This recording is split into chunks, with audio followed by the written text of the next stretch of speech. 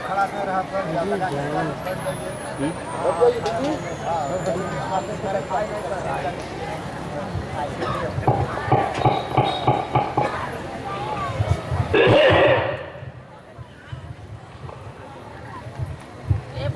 चलो प्रेमियों, होली मिलन महोत्सव का मुहूर्त घड़ी आ गई। अपने अपने टेंट काफी डेरों से निकलकर सब लोग मैदान में आइए। केवल जो भंडारे वाले रहेंगे, बाकी सब लोग सामने आकर बैठो, क्योंकि आज पावन पर्व है।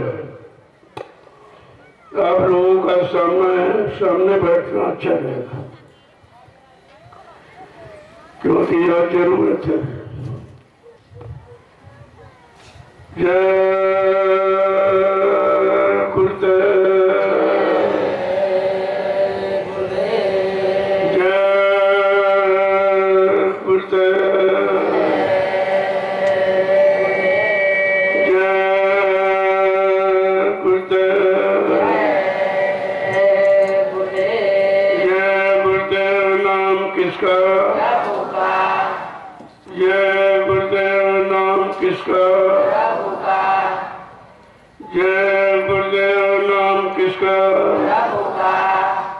प्रभु का प्यारा नाम। समृद्ध दयालु पूज्य स्वामी जी महाराज आज होली मिलन महोत्सव में देश के कोने कोने से, सभी प्रांतों से, जनपदों से, शहरी ग्रामीण अंचलों से आए समस्त सत्संगी प्रेमीजनों,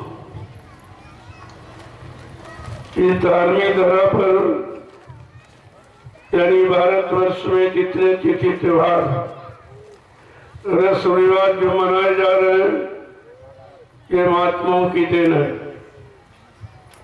अगर महात्मा न आते तो आपको कोई त्योहार नहीं मिलता, तुमको हंसी खुशी खुशहाली मनाने का कोई दिन नहीं मिलता।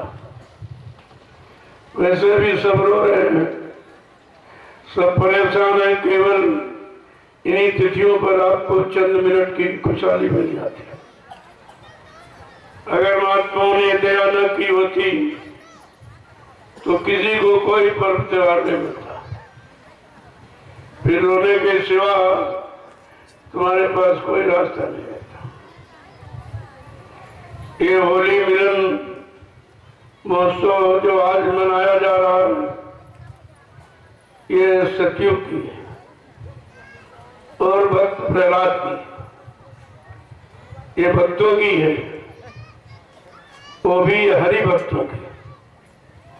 लेकिन आज तो गुरु भक्ति का समय आ गया है, इसलिए गुरु भक्तों को मनाने का पर्व भी बाकी, उस समय से आपको मिलेगा। वैसे दिवाली तो आपने जान ली, मना ली, 23 मार्च पूर्ति दिवस, यह सबसे बड़ी खुशहाली कलयुग के जीवों के लिए, क्योंकि जिन जिन अवतारी शक्तियों ने जो मेहनत, परिश्रम, परेशानी उठाई, उन्हीं के नाम पर यह त्योहार बना दिया गया।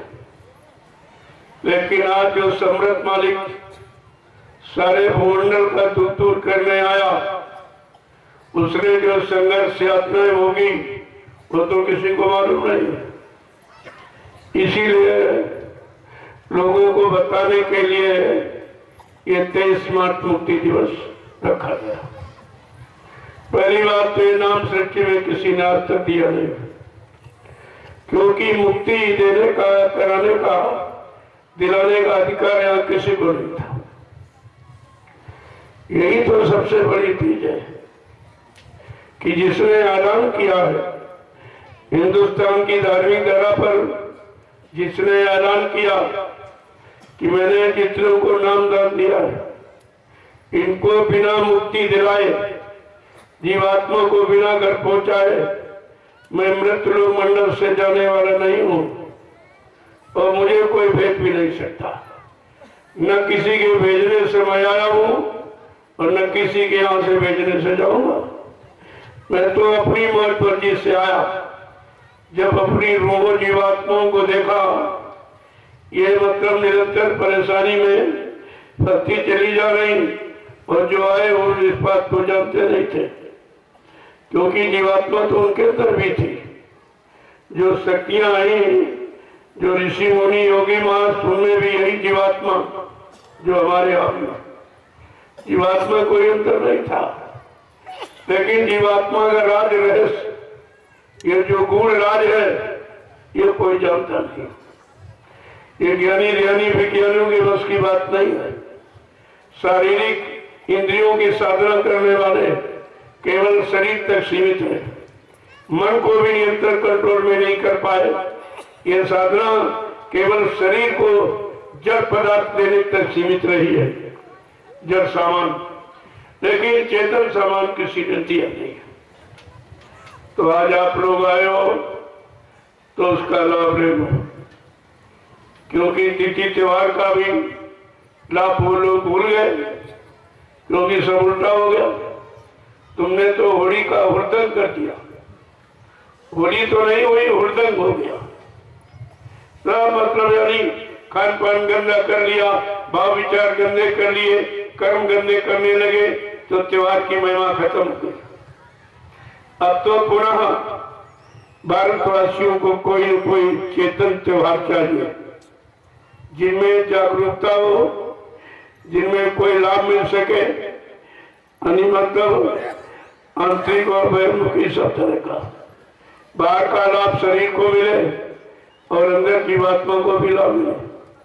ऐसा आध्यात्मिक पर्व त्योहार कब होगा, उसी की तैयारी है सब। अब ये लोग शारीरिक त्योहार, शरीर के भोजन का त्योहार मनाते, लेकिन आत्मिक त्योहार तुमको मालूम नहीं है कि आत्मा का त्योहार, आत्मा की खुराक कहाँ है।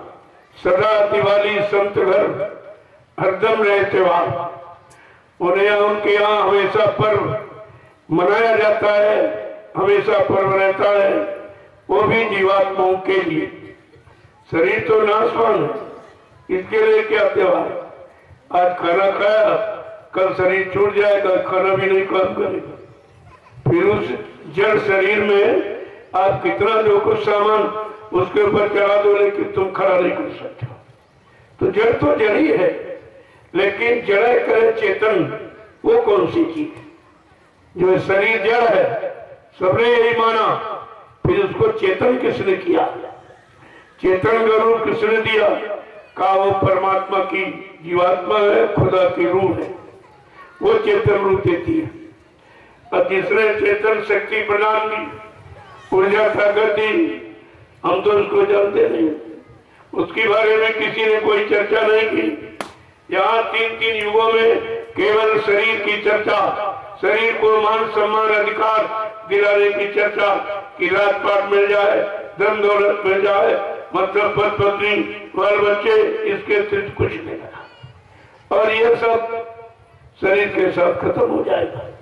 जब शरीर नहीं रहेगा, ये तुम्हारा सामान भी यहीं पड़ा रहेगा।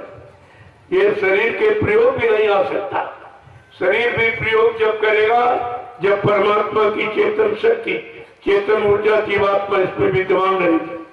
जब तक जीवात्मा रहेगी, तब तक आप शरीर के जो संबंधित सामान आपने इकट्ठा किया, जमीन है, मकान है, दुकान है, धन है, दौलत है, बाल बच्चे, पति पत्नी, आप उसका प्रयोग तभी तक कर सकते हैं जब तक शरीर में परमात्मा की चेतन शक्ति जीवात्मा रहेगी। जीवात्मा निकल जाने के बाद ये सारी सृष्टि मुर्दा हो जाती, चाहे पशुओं का शरीर हो, चाहे पक्षियों का, कीड़े मकोड़ों का है, जंगली जानवरों का या इंसान का। जब तक जीवात्मा रहेगी तब तक अमन चमन ये सब आपको दिखाई देगा। जीवात्मा के निकल जाने के बाद ये सब खत्म, शून्य हो जाएगा। तो काल की शक्ति, काल की व्यवस्था जो ये सृष्टि है, इसको दयाल की चेतन जीवात्मा तो रौनक दिखा रही है। उसी के कारण काल की रौनक है, ये काल भी कुछ नहीं कर सकता। लेकिन इसीलिए तो दयाल ने कहा, काल रचा हम सोच समझ के। मैंने देख काल की रचना सोच समझ के की है, ऐसा नहीं है कोई अज्ञानता में, कोई मतलब लापरवाही में नहीं। काल रचा हम सोच समझ के, बिना काल नहीं खोज जीव की। अगर काल न होता तो मार न लगाता तो तुम दयाल के शरण में कभी नहीं आते। तो उसका भी श्रेय है कि दयाल के शरण तक पहुंचाने का। अगर वो परेशानियां न दे, मुसीबतें न दे, तुम्हें मतलब यानी तरह तरह की मार न लगाए, तो दयाल के शरण में कोई आएगा नहीं, कोई नहीं आएगा। वो तो काल की मार के कारण आप आ रहे, तरह तरह की परेशानियां, मुसीबतें दिखते हैं, बीमारी, महामारी, लड़ाई झगड़ा, दैवी प्रकोप, दुर्घटनाएं, अकाल मौत, ये सब अगर न दिया जाता, काल ये न देता, तो तुम दयाल के पास कभी नहीं आते। तो काल का श्रेय समझो। इसीलिए दयाल ने काल की सबसे पहले पूजा कराई। पहला नाम काल का ही तो, काल भगवान का है। काल सबसे पहले उसका नाम लो, रूप को याद करो और उसको अंतर्दृष्टि से प्रणाम करो। जब प्रणाम करोगे तो खुश हो जाएगा, और खुश हो जाएगा तो तुम्हें दरवाजा खोल देगा, आप उसके देश से निकल सकते हो। अगर आपने उसको खुश न किया, नाराज किया और उसके जो नियम सिद्धांत बने उनको नहीं माना, तो फिर वो जाने नहीं देगा। जब रामकृष्ण को नहीं जाने दिया तो तुम कैसे निकल जाओ? रामकृष्ण, ब्रह्मा, विष्णु, महादेव, 33 करोड़ देवी देवता किसी को नहीं जाने दिया, सबको कैद करके रखा, सबको अपना दास गुलाम बना के रखा। इतना जबरदस्त काल है। लेकिन जब सम्राट मालिक भूमंडल पर आया तो उसने काल को चुनौती दी थी। क्या कहा? ऐ काल, तू सब युग में गया, ऐ कलयुग तू सब युग में गया और तूने सबको परेशान किया, लड़ाया भिड़ाया। ये सब मतलब यानी जब तू सतयुग में चला गया, ये सब घर में गया, इसी सबसे बड़ा है ये सब घर में गया। क्योंकि भूमंडल पर जो कुछ, चाहे जो युग और चाहे जो ऋतु आए, वो काल से संबंधित होगी, क्योंकि यहाँ का राजा मुखिया काल है, बगैर उसके कुछ नहीं होगा। तो जब काल के देश पे हम आप रह रहे हो, उससे झगड़ा करोगे तो कैसे रहने दे? इसीलिए दयाल ने काल की पूजा सबसे पहले कराई। पहला नाम दिया, का ये नाम काल भगवान का है, निरंजन ये काल भगवान का नाम है, और तुम इसका नाम लो और रूप को इसके याद करो और अंतर्दृष्टि से इसको प्रणाम करो। तो अंतर जाने का, अंदर में प्रवेश होने का जो रास्ता, दरवाजा, ये खोल देगा। इसलिए अंतर्दृष्टि से प्रणाम, बाहर से नहीं, अंतर्दृष्टि से उसको प्रणाम करो तो दरवाजा खोल देगा। तो गोस्वामी जी महाराज ने रामचरितमानस इसीलिए लिखी कि आध्यात्मिक पराविद्या ये कैसे लोगों के तक पहुंचाई जाए, क्योंकि लोग तो भौतिक विद्या के जानकार हैं, आध्यात्मिक विद्या शब्द ज्ञान तो जाते नहीं है, वो कागजी ज्ञान, कार्य अक्षरों वाला जानते हैं, अक्षर ज्ञान। लेकिन ये अक्षर नेचर के पाठ, ये सारी स्थितियों से, सारे मंडलों से पार बैठा वो सम्राट मालिक तुमको शब्द ज्ञान कराएगा, तो अक्षर ज्ञान, शब्द ज्ञान की महिमा आप समझ पाओगे। जब गोस्वामी जी महाराज उनको नरहरिदास गुरु मिल गए, वैसे इनको गुरु करने की जरूरत नहीं होती है, वो स्वयं सब सुधरे आते हैं, बिल्कुल पाठशाल निर्मल पवित्र आते हैं और शब्द ज्ञान का भंडार लेके आते हैं। लेकिन जीवों के लिए सब तरह का नाटक, सब तरह की लीला सब करते हैं। तो उन्होंने भी गुरु किया, गुरु की मर्यादा रखने के लिए नरहरिदास को गुरु बनाया। और जब उन्होंने नाम दे दिया, अरे वो तो नाम उनके पास पहले ही था, लेकिन जीवों को समझाने बताने के लिए कि ये काल के अज्ञानी जीवों को दयाल की तरफ कैसे मोड़ा जाए, कैसे विश्वास दिलाया जाए, ये बहुत खराब है। अगर खराबी का प्रमाण नहीं देंगे तो ये सब यानी नर्वस हो जाएंगे, सब नर्वस, हताश हो जाएंगे कि हम कभी नहीं जा सकते, हम तो बहुत पापी हैं, निरंतर पाप के सिवा, बुरा के सिवा कुछ किया नहीं। तो इनको हतोत्साहित न हो, इसलिए गोस्वामी महाराज ने कितनी बड़ी लीला की।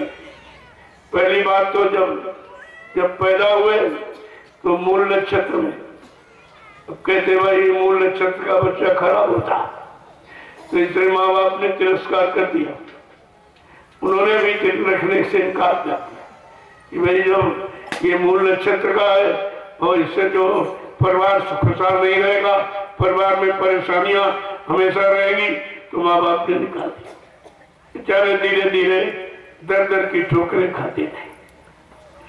धीरे धीरे उनको गुरु मिल गए, नरहरिदास, उन्होंने नाम का आधार दे दिया। अब जो नाम उनके पास होगा वो उन्होंने दे दिया, लेकिन ये तो पहले भी नाम के भंडार थे।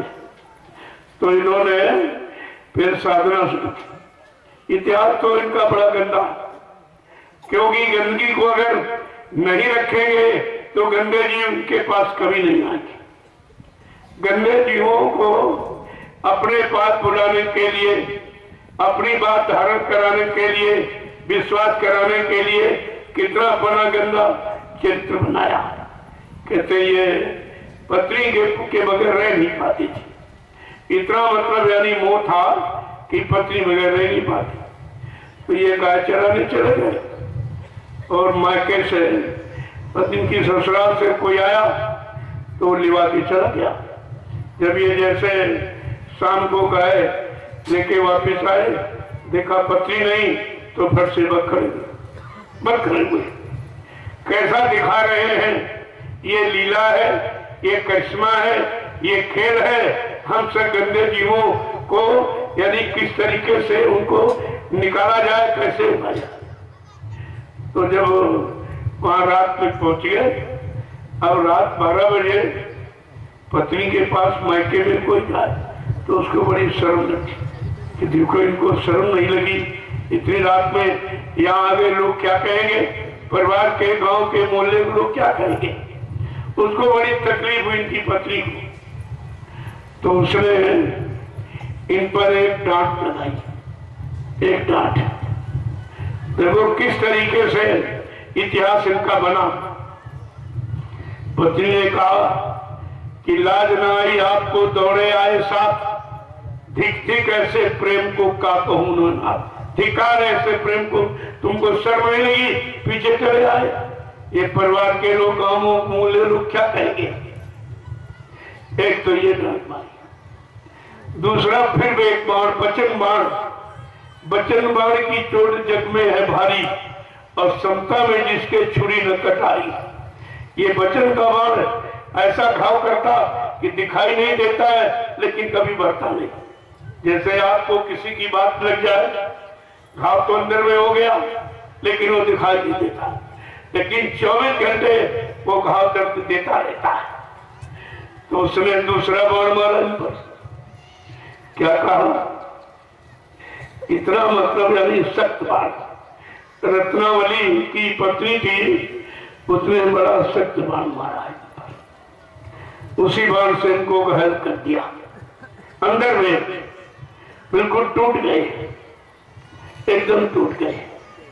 मतलब यानी जब टूट गए अंदर में, तब इनके अंदर धीरे धीरे कुछ पैदा हो गया, कुछ विरक्ति भाव आने लगा। तो उसने ऐसी बात कह दी, ऐसी बात कह दी कि मतलब इनके अंदर इतना घाव पड़ा। देखो कैसे कैसे जीवों के लिए क्या क्या लीला कर रहे हैं, क्या करिश्मा, क्या खेल, कितनी बड़े अपने आप को कितना खराब करते। कहते हैं मौसम कौन कुटिल खरकामी, तुम जानो गुरु अंतर्यामी। तुम तो गुरु सब कुछ जानते हो, मेरे समान कोई कमी नहीं है। ये सब दर्शाया और दर्शा दिया। तब वो पत्नी ने दोबारा कह दिया उनसे, ऐसा कह दिया, ऐसा शब्द बाण मारा कि बिल्कुल एकदम घायल हो गए। काम करो लो मो, उसी बाण से सब चला गया। एकदम शांत हो गए। तो कहने का मतलब यह है किस तरीके से अपना इतिहास लोगों के सामने खोल रखे हुए। हम लोग अपनी बुराई छिपाते हैं, बुरे कर्मों को छिपाते हैं और ये सबको खोल के बताते कि मैं कितना बुरा हूं। मौसम कौन कुटिल खलकामी, तुम जानो गुरु अंतर्यामी। गुरु महाराज तुम तो सब कुछ जानते हो, तुम अंतर्यामी गढ़गढ़वासी हो, मैं कितना यानी मतलब कुटिल खलकामी हूं। देखिए कितनी बड़ी बात ये थी। और दूसरा बार क्या मारा उसने, अस्थि चर्म ये ते में जामे जैसी प्रीति, और ऐसी यदि श्री राम में तो होत न तो भवभीत। कहा कि हमारा यह शरीर हड्डियों का, ये चमड़ा ऊपर, इसमें अंदर तो मांस और हड्डी खून भरा है और मल और मूत्र, इतनी गंदगी है। जब तुमको इस गंदगी वाले शरीर से इतना प्रेम, अगर इतना प्रेम कहीं भगवान से हो जाए तो हमारा तुम्हारा दोनों का कल्याण हो जाएगा। ये बात एकदम गोसाई महाराज को घर करती, स्त्री होकर मैं पुरुष होकर कुछ नहीं जानता, और हमको कितनी बड़ी शिक्षा दे रही है। बस वहीं से उन्होंने संकल्प ले लिया। ये संकल्प सिद्ध होता है। अगर आप भी इसी तरह संकल्प ले लो, भोगों से विराम और रिश्तों से विराम ले लो, तो तुम्हारा तो काम बहुत जल्दी हो जाएगा, क्योंकि तुमको नाम धन अमोलक मिल चुका है। तो उन्होंने भी संकल्प ले लिया। जैसे उसने कहा अस्थि चर्म ये देह में जामे जैसी प्रीत, और तैसी यदि श्री राम में तो होत न तो भवभीत। कि जितना तुम्हारा लगाव प्रेम हमारे चमड़े के शरीर, जिसमें यानी हड्डी है और मांस है और खून है और मलमूत्र, ये गंदगी भरी हुई इस गंदे शरीर से तुम्हारा इतना लगाव है। अगर यही प्रेम कहीं भगवान से हो जाए तो हमारा तुम्हारा दोनों का कल्याण हो जाएगा। जैसे उसने ये बाण मारा, वचन बाण सबसे भारी होता। महापुरुषों ने इसीलिए कहा वचन बाण की चोट जग में है भारी, और समता में जिसके सुरी न कटारी। निकले गम का जो तूफान लेकर, उसी में हम सब बसे जा रहे हैं। इतनी बड़ी बात कह दी। उन्होंने भी संकल्प ले लिया कि तू तिरिया मेरे ज्ञान की माता, स्त्री को मां मान लिया। तू तिरिया मेरे ज्ञान की माता, तूने ज्ञान दियो गोस्वामी दास, अब भजे भगवाने जा तिरिया तेरे सेज न चढ़ूंगी। जाओ, आज तुम हमारी ज्ञान की माँ हो गई हो, आज से हमारा तुम्हारा पति पत्नी का संबंध खत्म, और मैं अब तुम्हारे पीछे नहीं भागूंगा, अब भगवान के पीछे तलाश करूंगा, भागूंगा। देखो ये स्पष्ट कह दिया, अब तुम्हारे पीछे नहीं, अब तो मैं भगवान के पीछे उसकी तलाश करूं। भाई कहाँ मिले कैसे? जब उनको बड़े दुख तकलीफ उठाते उठाते परेशानी झेलते झेलते उनको नरिहरी दास गुरु मिल गए। उन्होंने रास्ता बता दिया। अब जब रास्ता बता दिया तो उस तरफ से बिल्कुल निराश हो चुके थे। अब तो उधर संकल्प ले चुके थे, उधर तो मन जाने का प्रश्न नहीं उठता। अब केवल मन इसी तरफ लग रहा कि भगवान कैसे मिलेंगे, कब मिलेंगे, किस तरीके मिलेंगे, कहाँ मिलेंगे, यही विचार उनके अंदर निरंतर मतलब यानी मंथन करने लगा। अब जो नाम मिला था तो फट से वो उसी नाम जो युक्ति बताई थी तो बैठ के करने लगे। जब करने लगे और उनको मिल गया, तब उन्होंने कहा चलो हमको तो परेशानी से मिला, हमारे जितने कर्जू के जीव मैं इनको शरण करके बता दूंगा। देखो कितनी दया उन्होंने की हमारे आप पर। जो रामचरितमानस लिखकर और उत्तरकांड में सब उत्तर सारे प्रश्नों का, चाहे भौतिक प्रश्न हो चाहे आध्यात्मिक प्रश्न हो, सबका उत्तर दे दिया और सारी समस्याएं जो है जीवन की उनका समाधान भी बता दिया। इसीलिए विश्व प्रसिद्ध ग्रंथ है, विश्व मान्य ग्रंथ है, और ये सब बिल्कुल मान गए। क्यों? इसमें परिवार, समाज और देश सब के लिए लिखा हुआ। सारी नीतियों का भंडार रामचरितमानस, सारे भौतिक, आध्यात्मिक और ज्ञान का भंडार रामचरितमानस है। जब उन्होंने साधना की और कैसे की, हम सब कलयुग के जीवों के लिए सब कुछ खोल के बता रहे कि नाम की कमाई मैंने कैसे की। ऐसे तुम सब लोग आत्मा के घाट पर जिनको नामदार मिल गया है, अगर सब लोग इसी तरीके से शुरू कर दो तो ये काम सबका हो जाएगा। उन्होंने जैसे किया बताया कि मुदित नयन नेत्र सित तब भयऊ और पुनि चितवत कौशलपुर गयो। कहा जब मेरे गुरु ने बताया इन आंखों को बंद कर दिया, ये बाहर की आंखें उधर कोई नहीं देख पाए, कुछ अंदर में नहीं देख सकती, ये बाहर बाहर देखती है। बाहर का तुमने देख करके तो संकल्प ले लिया है, अब अंदर देखना है, इसलिए इन आंखों को बंद। मुदित नयन त्रसित भयो, जैसे मैंने बाहर की आंखों को बंद किया, अंदर की आंख पर प्रेशर डाला तो बड़ी शांति मिलेगी, बड़ी शांति मिलेगी। मुदित नयन त्रसित भयो पूर्ण चितवत कौशलपुर गयो। जब बार बार मैं उस आत्मा की आंख खुल गई, उस आत्मा के दिव्य आंख से मैं बार बार उधर देखता हूँ तो कौशलाधीश के दर्शन हुए, कौशलाधीश के दर्शन मिले। देखो ऐसे दर्शन राम का। अभी बाहर में कोई फोटो रख लो, कोई पत्थर का मतलब आकार बना लो तो उससे कोई दिखाई थोड़ी देगा, उससे कुछ नहीं। वो तो समझाने के लिए एक प्रमाण रखा गया कि राम इस तरह, कृष्ण इस तरह, अगर इनको तुम पाना चाहते हो, इनके पास जाना चाहते हो, इनके मंडल मुकाम पहुंचना चाहते हो तो इस तरीके से आप करो, बगैर किए तो कुछ मिलेगा नहीं। तो उन्होंने बिल्कुल प्रारंभिक स्टेज साधना की कि कैसे मैंने किया वो खोल के कहे। सर्वप्रथम गुरु के आदेशानुसार जैसा उन्होंने बताया मैंने वैसा ही करना शुरू किया कि मुदित नयन त्रसित भयो और पूर्ण चितवत कौशलपुर।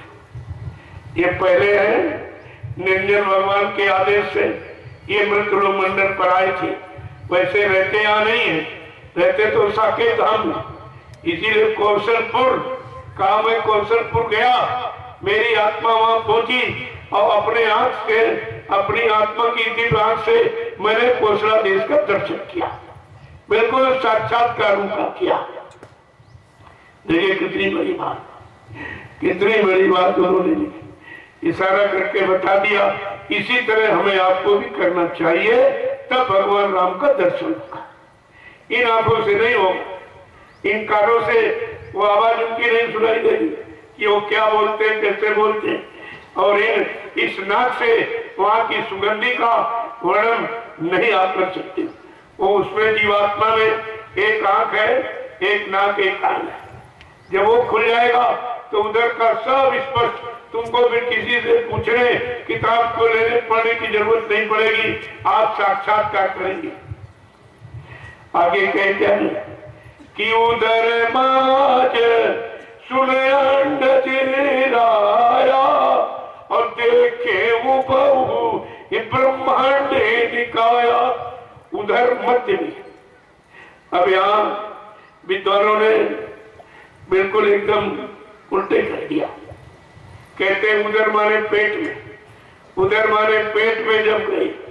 अरे भाई पेट की रचना तो किसी सर्जन से पूछ लो, जो ऑपरेशन करता सब बता देगा, लेकिन वो तो उधर मध्य में, यानी ये मध्य, इधर मध्य में जब मैं पहुंचा, यानी पहले नाम को क्रॉस करके दूसरे नाम का स्मरण किया, तो उनके लोक में जब पहुंचा, ब्रह्मलोक में, तब कहते हैं कि उधर माज सुन अंड चिराया और देखे वो बहु ब्रह्मांड निकाया।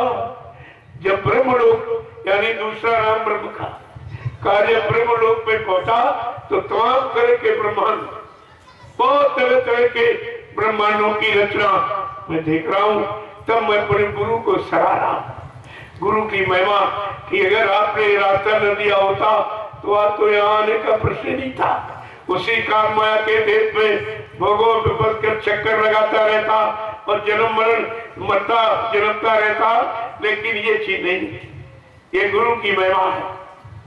कहा कि मतलब यानी वहां पर ये खुद पहुंच गए, खुद अपनी जीवात्मा को जगाकर, क्योंकि इनको गुरु मिले थे और आपको तो सदगुरु मिले हैं। सदगुरु कहते हैं मैं खुद ले जाऊंगा, तुम तो पहुंच सकते नहीं हम और हमारे आप में शक्ति भी नहीं। तो सम्राट दाता सदगुरु दयाल ने कहा मैं खुद लेके जाऊंगा, हर मंडल मुकाम का दर्शन कराऊंगा, या ब्रह्मलोक में ब्रह्मा जी का दर्शन कराऊंगा, विष्णु लोक में विष्णु भगवान का दर्शन कराऊंगा, शिवलोक में भगवान शंकर का दर्शन कराऊंगा, साकेत लोक में भगवान राम का दर्शन कराऊंगा, गोलोक में भगवान कृष्ण का दर्शन कराऊंगा। का ये दर्शन कराता तुम तो यही कहोगी यही छोड़ दो बहुत अच्छा हो, लेकिन नहीं, सबकी सुंदरता, क्योंकि यहाँ तो कुछ है नहीं, यहाँ तो तुम गंदगी में फंस गए इस चमड़े के शरीर में, यहाँ से गंदगी से तुम निकले नहीं पा रहे हो और गंदगी को तुमको सब कुछ मान लिया, उसी में फंस गए। लेकिन वो क्या कह रहे कि सारे इस गंदगी वाले लोग से ऊपर सारे लोगों में सुंदरता ही सुंदरता। जब वहां पहुंचोगे तो ये देखो आपको कहेगी बस बस बस ये हमको छोड़ दीजिए। कहते नहीं, ये तुम्हारा घर नहीं है, मैं तुमको घर पहुंचाने का मैंने वादा किया, मैं अपने वादा पूरा करूंगा, तुम्हारे अनुसार थोड़ी। तुम तो हर लोग की सुंदरता देखोगे वहीं पर फंस जाओगे। धीरे धीरे धीरे जब ब्रह्म स्थान पर पहुंचे तब वो स्वामी महाराज कहते हैं कि मैंने तमाम ब्रह्मांडों की रचना की, देखी, बड़ी बड़ी रचना, वहां की खूबसूरती मैंने देखी। जब तीसरे स्थान पर पहुंचे तब क्या दिया कि अति विचित्र तालों के आने का और रचनाया भी तय का। कहते ऐसे विचित्र रचनाएं, ऐसी रचनाएं कहीं नहीं। कहते ये सब गुरु की दया से, अगर रास्ता न देते और गुरु पर विश्वास, उनके रास्ते पर विश्वास करके अगर नाम की कमाई न करते तो इन लोगों का दर्शन नहीं हो सकता था। देखो कहते कहते कि अति विचित्रता लोक अनेका, अनेकों लोग, एक लोग नहीं अनेकों लोग, और उनकी यानी विचित्र उनकी रचना जो यहाँ खूबसूरती की सुंदरता की यहाँ कहीं नहीं है। कहते मैंने वो सब देखा। देखो कितनी बढ़िया कि कोटि न चातु रानन गौरी सा अवगणित से सारदारी सा। कोटि चतुरान, करोड़ों ब्रह्मा, करोड़ों विष्णु, करोड़ों शंकर से सारदा, ये सब मैंने अपने आंख से वहां देखा। कहा ये देख, संत कहे आंखिन की देखी और वेद कहे कागज की लेखी। वो तो कागज पर हम आप पढ़ते रहे लेकिन दिखाया किसी ने नहीं। पढ़ के रख दिया, पढ़ के रख दिया, रख लिया, दूसरों को बता दिया। न तुमने देखा, जिनको बताया तुमको भी नहीं दिखा सकते। तो दोनों तो अंधकार में बैठे, दोनों को कुछ नहीं मिला, न कहने वाले को न सुनने वाले को। इसीलिए तो कहा है वक्ता और श्रोता दोनों अधूरे हैं जब तक वो कर्तापन में नहीं उतरेंगे। जब कर्ता करने लगेंगे, कर्म क्षेत्र में उतरेंगे, तब दोनों सिद्ध हो जाएंगे, दोनों सही हो जाएंगे, सुनने वाला भी और उठाने वाला भी। लेकिन जब तक करने में नहीं उतरेंगे तो कहने वाला भी झूठा और सुनने वाले भी झूठा, क्योंकि किसी को मिला नहीं, किसी ने देखा नहीं। कितने ढंग से कहते कोटि चतुरानंद गौरीसा अगणित शेष शारदा ईसा। जो यहाँ तुम पढ़ते हो किताबों पर वो केवल पढ़ते हो, और गोस्वामी जी महाराज गुरु की दया से अपना तीसरा नेत्र आत्मा का खोल लिया और उससे सब देख रहे, हर मंडल में जा रहे और सबको देखते देखते। लेकिन वो धीरे धीरे उनको भी पूरा ज्ञान मिला था कि सत्यलोक में ही रुकना बीच में रुकना मत, ये गुरु ने बता दिया। वैसे वो तो जानकारी थी, वो तो सब बने बनाए आते हैं, उनको यहाँ बनने बनाने की जरूरत नहीं होती, लेकिन फिर भी जीवों को जगाने के लिए, बनाने के लिए उनको ये सब नाटक और लीला, ये खेल, करिश्मा सब करना पड़ता, सब करना पड़ता कि जीव बेचारा कैसे जानेगा, वो अब अपने आप में कैसे विश्वास करेगा, अपनी कमी गलतियों को कैसे देखेगा, ऐसा कि इसका प्रायश्चित न करे, कहे नहीं नहीं जब ये इतने खराब थे ये पार हो गए तो हम भी पार हो जाएंगे।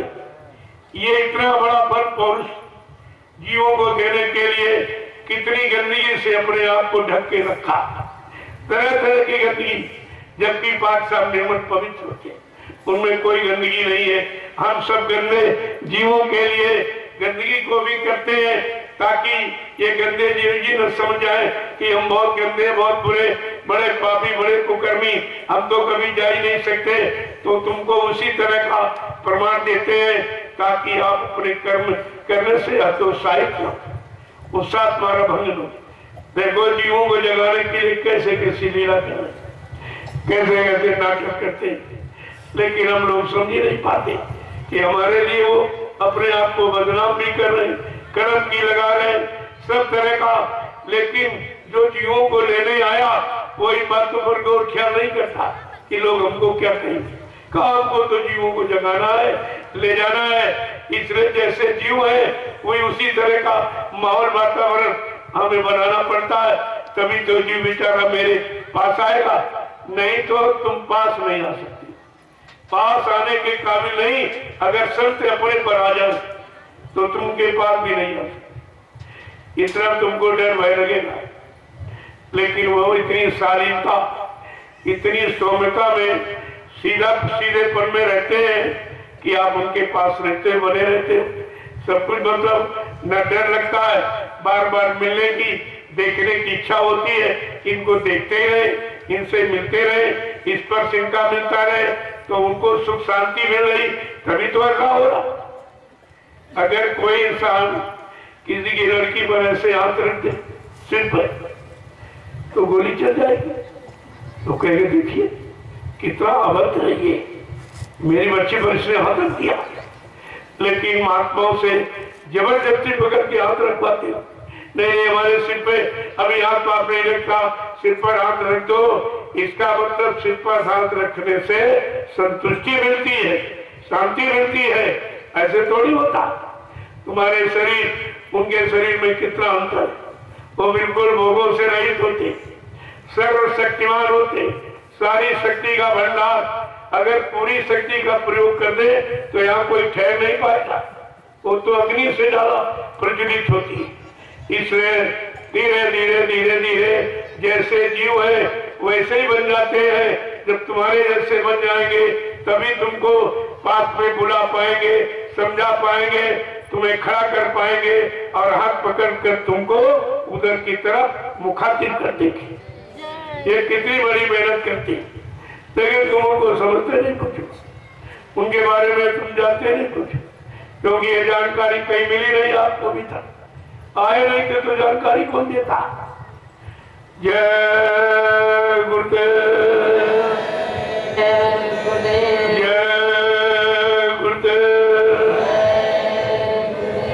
जय गुरुदेव, जय गुरुदेव। नाम किसका, जय गुरुदेव नाम किसका,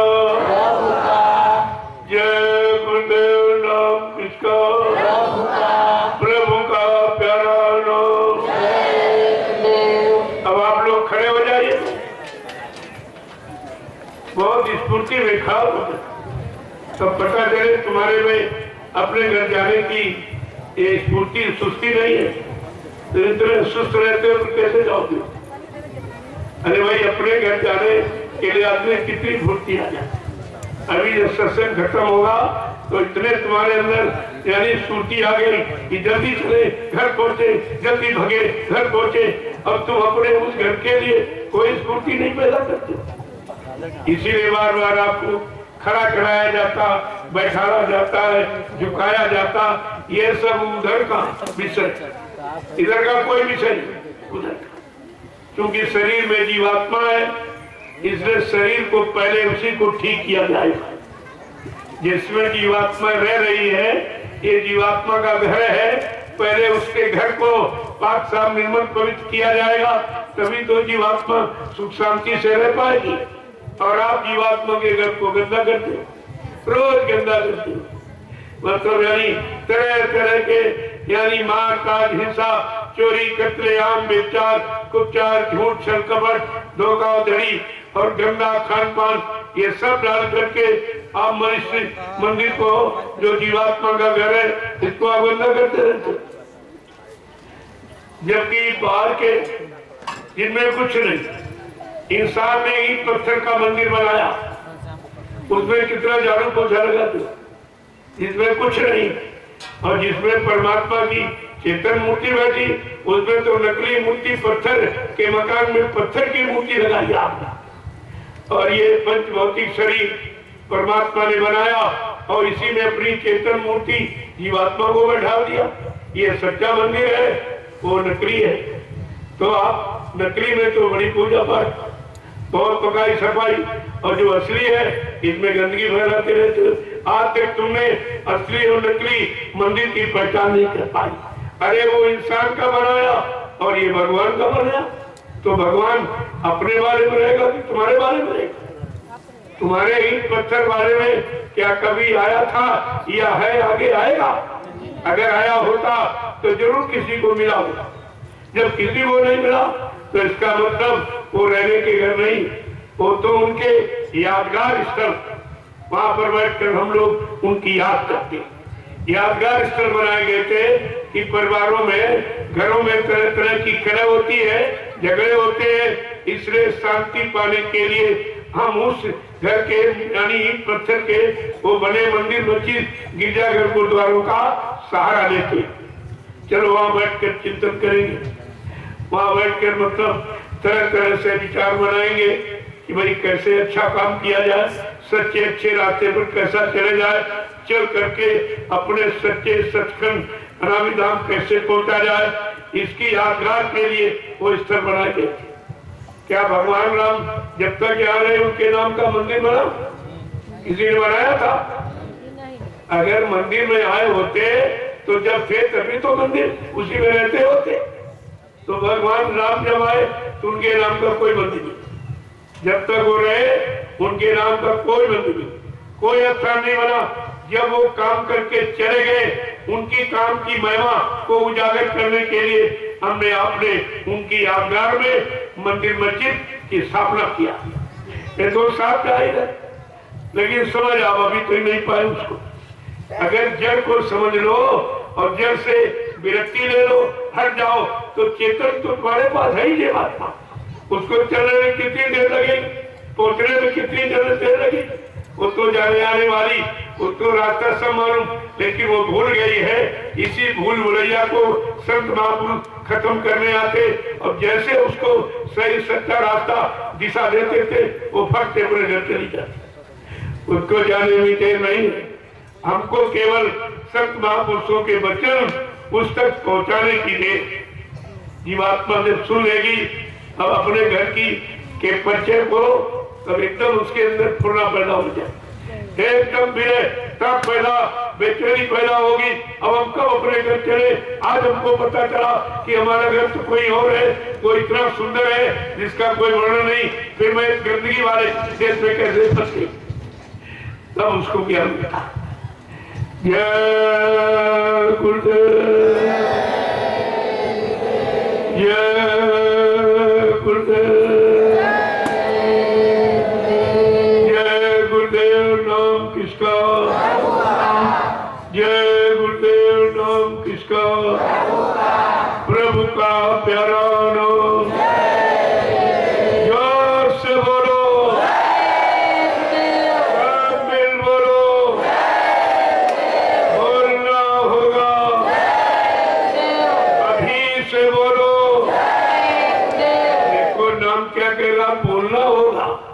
ये तुम्हें जरूर बोलना होगा, क्योंकि ऐसी परिस्थिति तुमको मजबूर कर देगी नाम लेने के लिए।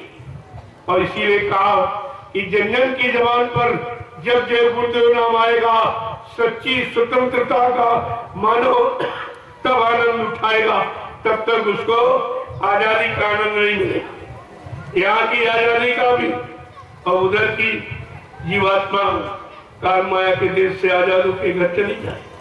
दोनों आजादी की बात है, दोनों आजादी को सुख शांति देगा जय गुरुदेव नाम, ये आधार है दोनों का। इसीलिए कहा कि ये नाम सब कुछ करेगा, सब ये काम करेगा। ऐसा नहीं एक तरह का नहीं, भौतिक सुख और आध्यात्मिक सुख दोनों आपको प्रदान करेगा। और यहाँ दोनों सुख नहीं, भौतिक सुख में की तलाश तो आप करते हो लेकिन मिलते नहीं, सब बेचारे रो रहे, चिल्ला रहे, बता रहे था, तो कहा तुमको भौतिक सुख मिला? भौतिक सुख भी तो आपको नहीं मिला। उसी के लिए रात दिन आप मेहनत परिश्रम करते हो, खेती करते हो, दुकान दफ्तर, बिजली व्यापार मजदूरी ये सब करते हो, किसके लिए? कि सुख शांति मिल जाए, शरीर को परिवार को सुख शांति मिल जाए। और लेकिन सुख शांति कहीं, सब रो रहे हैं, सब चिल्ला रहे, सब परेशान, तरह तरह की बीमारियां, महामारियां, लड़ाई झगड़े, दैविक प्रकोप, दुर्घटनाएं, अकाल मौतें, ये सब परेशानी तो है। इन सारी परेशानियों को दूर कौन करेगा? जय गुरुदेव प्रभु का नाम। ये प्रभु का नाम है, क्योंकि सारी सत्ता प्रभु की, किसी की नहीं। न राम की सत्ता, न कृष्ण की सत्ता, वो अपने अपने लोकों में उनकी सत्ता है, लेकिन मृत्यु लोक से लेकर के और सतलोक सत्यम अनामी धाम तक तो प्रभु की सत्ता है। इसलिए मृत्यु लोक से जीवात्माओं को निकालने के लिए, प्रभु धाम पहुंचाने के लिए कलयुग में प्रभु नाम जगाया गया, ये सिद्ध किया गया। बात आपको समझनी चाहिए, जब समझ लोगे बहुत आसान, कुछ नहीं करना।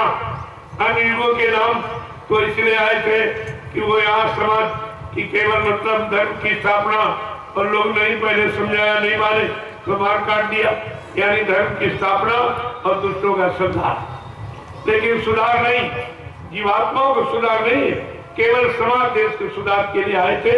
लेकिन संत महापुरुष देश दुनिया का सुधार भी करेंगे और जीवात्माओं का उद्धार भी करेंगे, ये दोनों काम करेंगे। इसलिए कलयुग का जय गुरुदेव नाम जगाया, प्रभु का नाम। ये प्रभु नाम जब तक जीवात्माओं को अपनी प्रभु सत्ता और प्रभु मालिक के पास पहुंचा नहीं देंगे, तब तक इस नाम से काम बराबर करते ही रहेंगे। ये नाम काम करने के लिए आए, सारे नाम काम करने के लिए आए। वो केवल सामाजिक पारिवारिक मतलब सुधार का था, और ये नाम देश दुनिया का सुधार। रामकृष्ण ने दुनिया का सुधार नहीं किया, केवल भारत का एक देशी और संत सर्वदेशी। देखो बड़ी बात नहीं, वो एक देशी सुधार के लिए आए, लेकिन संत महापुरुष सर्वदेशी सुधार की। जितने देश यानी पृथ्वी पर है, दुनिया में है, सारे देशों का सुधार करेंगे। कितना बड़ा काम लेकर के आए, अभी तो कोई काम हुआ नहीं। कहता ऐसा सम्राट मालिक कहते शरीर छोड़ के चले गए। हमने तुम यही नहीं जानते हो, जब एक देशी सुधार करने वाले रामकृष्ण आए, वो भी उनको भी परेशानियां उठानी पड़ी, जेल में पहला सब कुछ हुआ, लेकिन वो बिना काम किए नहीं गए। जब उनका काम हो गया तभी उन्होंने प्रचार किया। ऐसे नहीं कहते अब मेरा काम हो गया, जिस काम के लिए हमको भेजा गया था अब मैं अपने घर जाऊंगा। उनके सबसे प्रिय मित्र उद्धव जी थे। उद्धव जी ने सुना कि भगवान के कहते हम घर जाएंगे, तोड़ के गए। कहते महाराज क्या आपका घर और सही? अरे उद्धव ये तो मृतलोक है, यहाँ मैं काम करने के लिए आया, अब काम हो गया, अब मैं अपने घर जाऊंगा। कहना आपने कभी बताया नहीं, कहना हमसे किसी ने पूछे नहीं, अगर पूछते तो बता दे। तो कहना हमारा तो बुढ़ापा आ गया, अब ऐसा करो हमको भी अपने साथ ले चलो। कहा उद्धव मैं ये काम नहीं करूँ, ये अधिकार मुझको नहीं है कि मैं आपको ले पूछूं। हाँ ये जरूर है, तुम्हारी जीवात्मा के लिए मैं युक्ति बता सकता हूँ, युक्ति।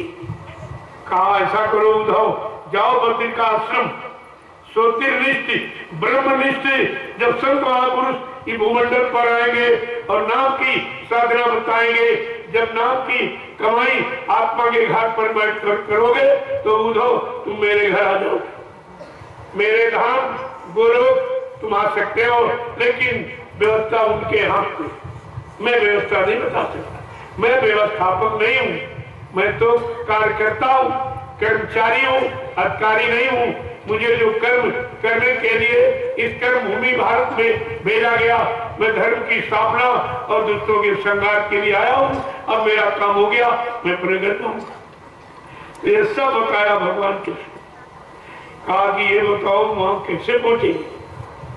कहा कि वो पाप पुण्य जब दो ना से उद्धव वो हमरे पूर्वासी। जब तुम नाम की कमाई करोगे, जो संत महापुरुष आधार नाम का नामदान देंगे, जब उसकी आत्मा के घाट पर तुम वैज्ञानिक कमाई करोगे तो पाप पुण्य तुम्हारे सब खत्म हो जाएंगे। और पाप पुण्य जब दो ना से उद्धव वो हमरे पूर्वासी, वो मेरे गोलोक धाम आश्रम, ऐसे कोई नहीं जा सकता। तुमको कैलेंडर रख लिया, पत्थर मूर्ति रोज अगरबत्ती लगाते हो, फूल चढ़ाते हो और मुंह से प्रार्थना करते हो, क्या ऐसे घर पहुंच जाओगे? अरे तुम किससे प्रार्थना करो? तुम तो पत्थर से कागज कैलेंडर से करो, वो तो जड़ है। जब उनके लोक में पहुंचो, जब किसी से मिलना होता है तो उसके आवास का प्रवास का पता लेके, जब आवास पर पहुंचे अगर होगा, नहीं होगा कभी आपका काम नहीं हो कर सकता। जब वो मौजूद होगा अपने घर में, तभी आपसे मिलेगा, मुलाकात होगी, तब तुम्हारी कोई फरियाद वो सुन सकता। अगर है नहीं तो कैसे? बड़ी व्यवस्था है। इतना झंझट फैला दिया लोगों ने, इतना दूर कर दिया सच्चाई से, अच्छाई से, हकीकत से, सत्यता से, आपको इतनी दूर उठा के फेंक दिया। वहां से वापिस सत्य खाने में बड़ी देर लगेगी। लेकिन महापुरुष कभी हताश नहीं होते, न जीवों को हताश होने देते। अपने बल पौरुष से कहा था, मैं अपने बल पौरुष से अपनी सारी जीवात्माओं को इनको घर पहुंचाऊंगा, क्योंकि मैंने वादा किया है। देखो कितना बड़ा संकल्प, जबकि हम सब लोग इतने गंदे हैं, उधर की तरफ मुड़ भी नहीं सकते।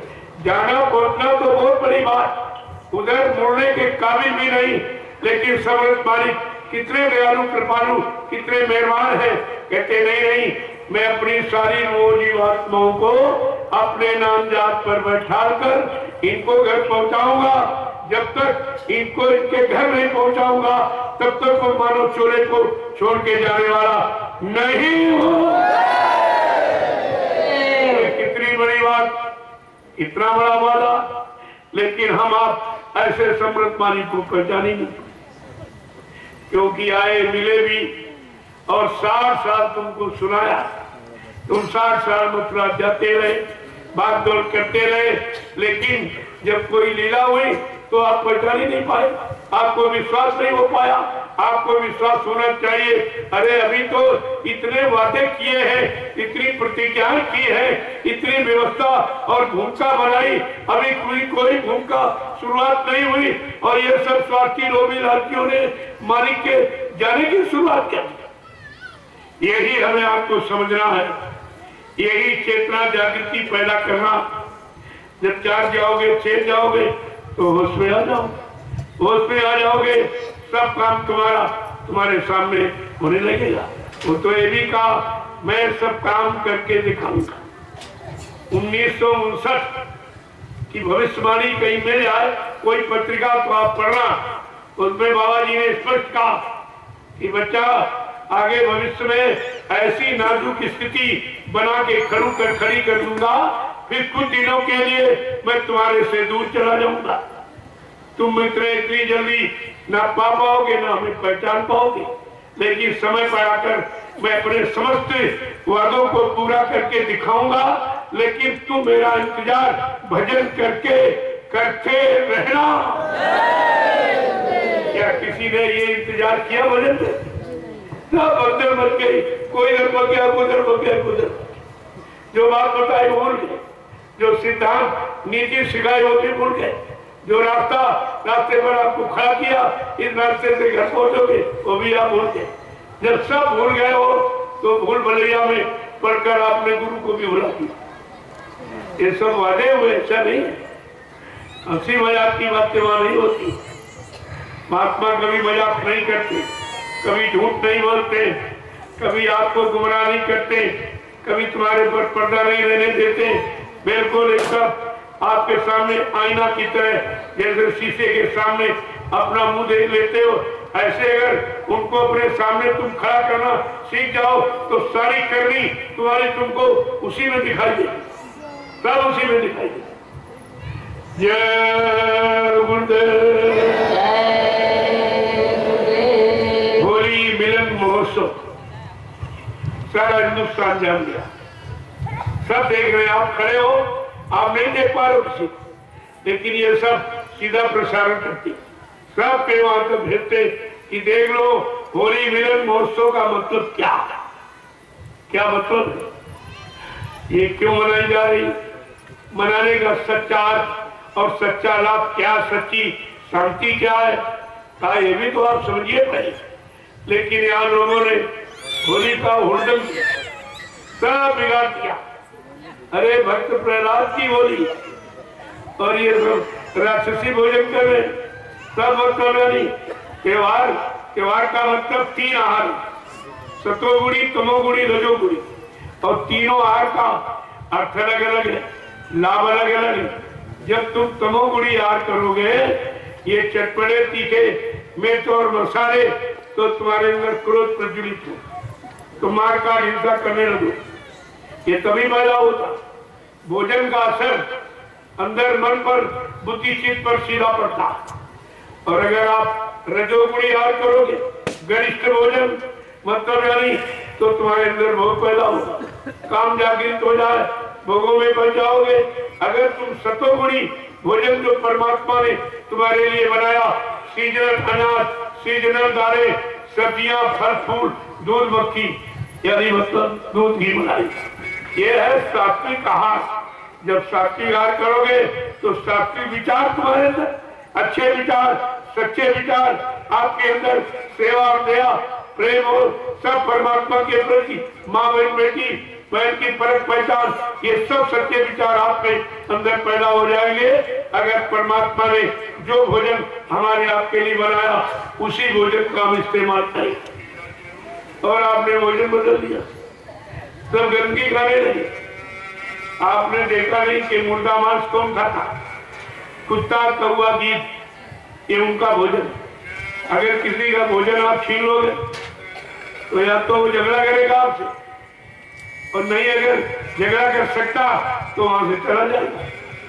नहीं, भोजन अगर आपको घर में ना मिले तो अपना घर छोड़ देंगे आप, जहां भोजन मिलेगा वहां जाएंगे। इसी तरीके से जब आपने भोजन छीन लिया, ये गिद्ध का भोजन, सर्वप्रथम गिद्ध का, गिद्ध बगैर मुर्दे को उसके अलावा कोई भोजन नहीं करता। और तो इधर कुत्ता तो रोटी भी खा लेता, लेकिन गिद्ध केवल मुर्दा मांस का आहार करता। जब गिद्ध का भोजन इंसानों ने ले लिया तो गिद्ध पलायन कर दिखाई गई दे रहा, सब चले गए छोड़कर।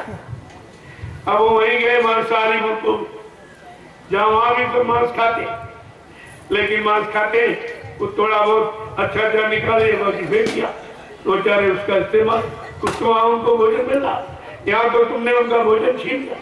अब जब इंसान ने गिद्ध का भोजन किया, इसीलिए संत महापुरुषों ने समझा करके आपको कहा, मीन मार जो करे हारा, 64 जन्म गिद्ध उतारा।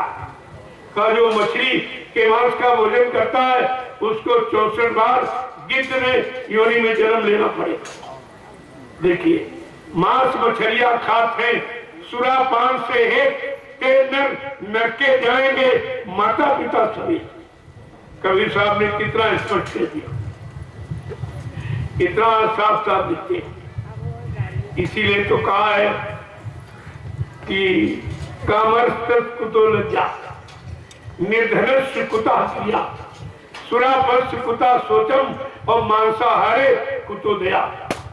कामर्थस्य यानी कामी पुरुष में कोई पहचान नहीं, माँ बहन बेटी भूल जाता, जब ये काम भूत सवार होता है कुछ नहीं दिखाई देता। और क्या कहते हैं, निर्धनस्य पुता किया। जब तुम गंदा खान पान करके निर्धन माने कमजोर गरीब हो जाओगे मनबूती चित से, तब तुम कोई सच्चा अच्छा काम करेंगे। सुरा पक्ष पुता सोचम, सुरा माने शराब पीने वाला अगर नाली में नंगा पड़ा है, कोई अच्छी सलाह दे सकता, कोई अच्छा सोच सकता है, समझ सकता है, या अच्छी सोच समझ आपको सलाह कोई दे सकता है। मांसाहारी तो दया, और मांस का भोजन करने वाले में दया नहीं होती। जैसे कुतिया मांस का आहार करती, अगर अपने 5 बच्चों के साथ बैठी हो, उसके बच्चों को तुम रोटी का टुकड़ा डालो तो फट से छीन के खा ली, सामने खाने नहीं देगी, बच्चों का सामने नहीं खाने देगी, पीछे तो दूध पिलाएगी बात, लेकिन सामने भोजन नहीं करेगी। ये छीना झपटी, ये मांसाहार के लक्षण है। ये धर्म शास्त्रों में सब लिख करके बताया गया, लेकिन आप न तो धर्म की बात मानो, न असली ये मानो कर्म की बात आप जानते हो। तो इसीलिए सब तरफ से आपने त्योहार को गंदा किया। अब जब त्योहार आएगा कहते हैं अरे भाई त्योहार आया, कहा कि मांस खाना शराब पीना, कल यही तो त्योहार है। और 3 बार बोल गए, उनको ये भी नहीं मालूम कि त्योहार का मतलब क्या है, त्योहार भक्तों का है कि राक्षसों का। फिर तुम वही राक्षसी याद करने लगे, इसका मतलब त्योहार बदलना पड़ेगा, त्योहार का बदलाव होगा। फिर उसी तरह हिरण्यकश्यप ने जैसे मारा गया और नरसिंह अवतार हुआ, उसको मार दिया। इसी तरीके से अब तो खैर वो बात नहीं है, क्योंकि वो काल शक्तियां थी, उनका मारकाट करना सिद्धांत था, लेकिन आज सिद्धांत वैचारिक क्रांति था।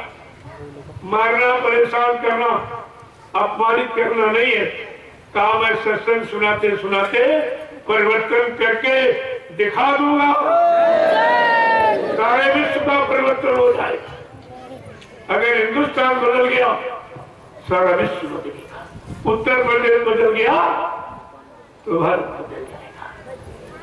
ये बात आपको मानी चाहिए। इशारा करके आपको बताया भी गया था कि बदली हिंदुस्तान तो बदली जाई दुनिया, बदली हिंदुस्तान तो बदली जाई दुनिया।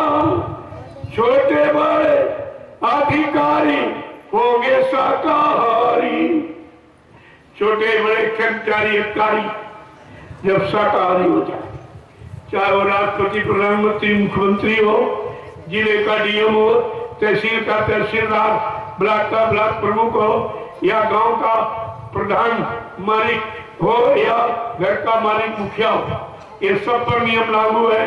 जब ये सब बदल जाएंगे तो हिंदुस्तान बदल जाएगा।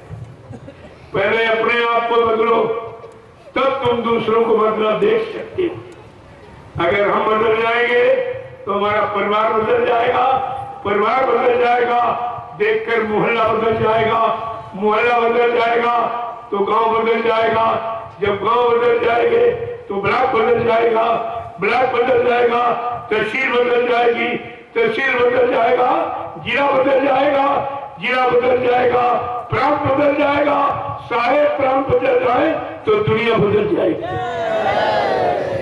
दुनिया बदल जाएगी। अब आप सोचिए कि इंसान से लेकर और विश्व तक सब बिगाड़ी है। इतनी बड़ी व्यवस्था को ठीक करना कितने बड़े महापुरुष का काम होगा। जो राम नहीं ठीक कर पाए, कृष्ण नहीं ठीक कर पाए, इनमें उतारी शक्तियां भी हार गई, सबको नहीं ठीक कर पाए। दक्षिण भारत में आज भी रावण की पूजा होती, राम की पूजा नहीं करते, कहते नहीं हमारा विद्वान ब्राह्मण था, 4 में 6 7 18 ऊपर क्या था, इसको इन्होंने मारा, इन्होंने ब्रह्म हत्या का अपने अंदर डर नहीं किया कि मैं ब्रह्म हत्या कर रहा हूं। तो आज भी दक्षिण भारत में रावण की पूजा, पूरे देश में भी पूजा नहीं करा पाए, लाखों वर्ष हो गए। अभी जय गुरुदेव नाम तो अभी आपके सामने 10 जुलाई 1952 से शुरू किया, कितनी जल्दी देश दुनिया में फैल गया, सारे लोग जान गए, समझ गए, क्योंकि इसमें वैचारिक क्रांति का भाव, इसमें खूनी क्रांति, मारकाट, हिंसा का भाव नहीं, तभी तो देर लग रही। अरे भाई, चोर डकैत कतली को अगर काउंटर कर दिया जाए, ये कोई सुधार है क्या? कितने काउंटर आपने किए? क्या चोर डकैत कम हुए और संख्या बढ़ती चली जा रही? तो कहा गोली मारना ये सुधार नहीं है, उसको मोड़ करके अच्छे सच्चे विचारों से मोड़ करके साधु बना देना ये सुधार है।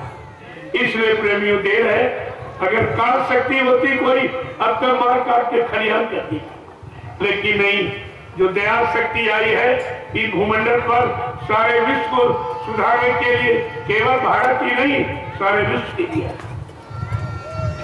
बदली हिंदुस्तान तो बदल जाए दुनिया।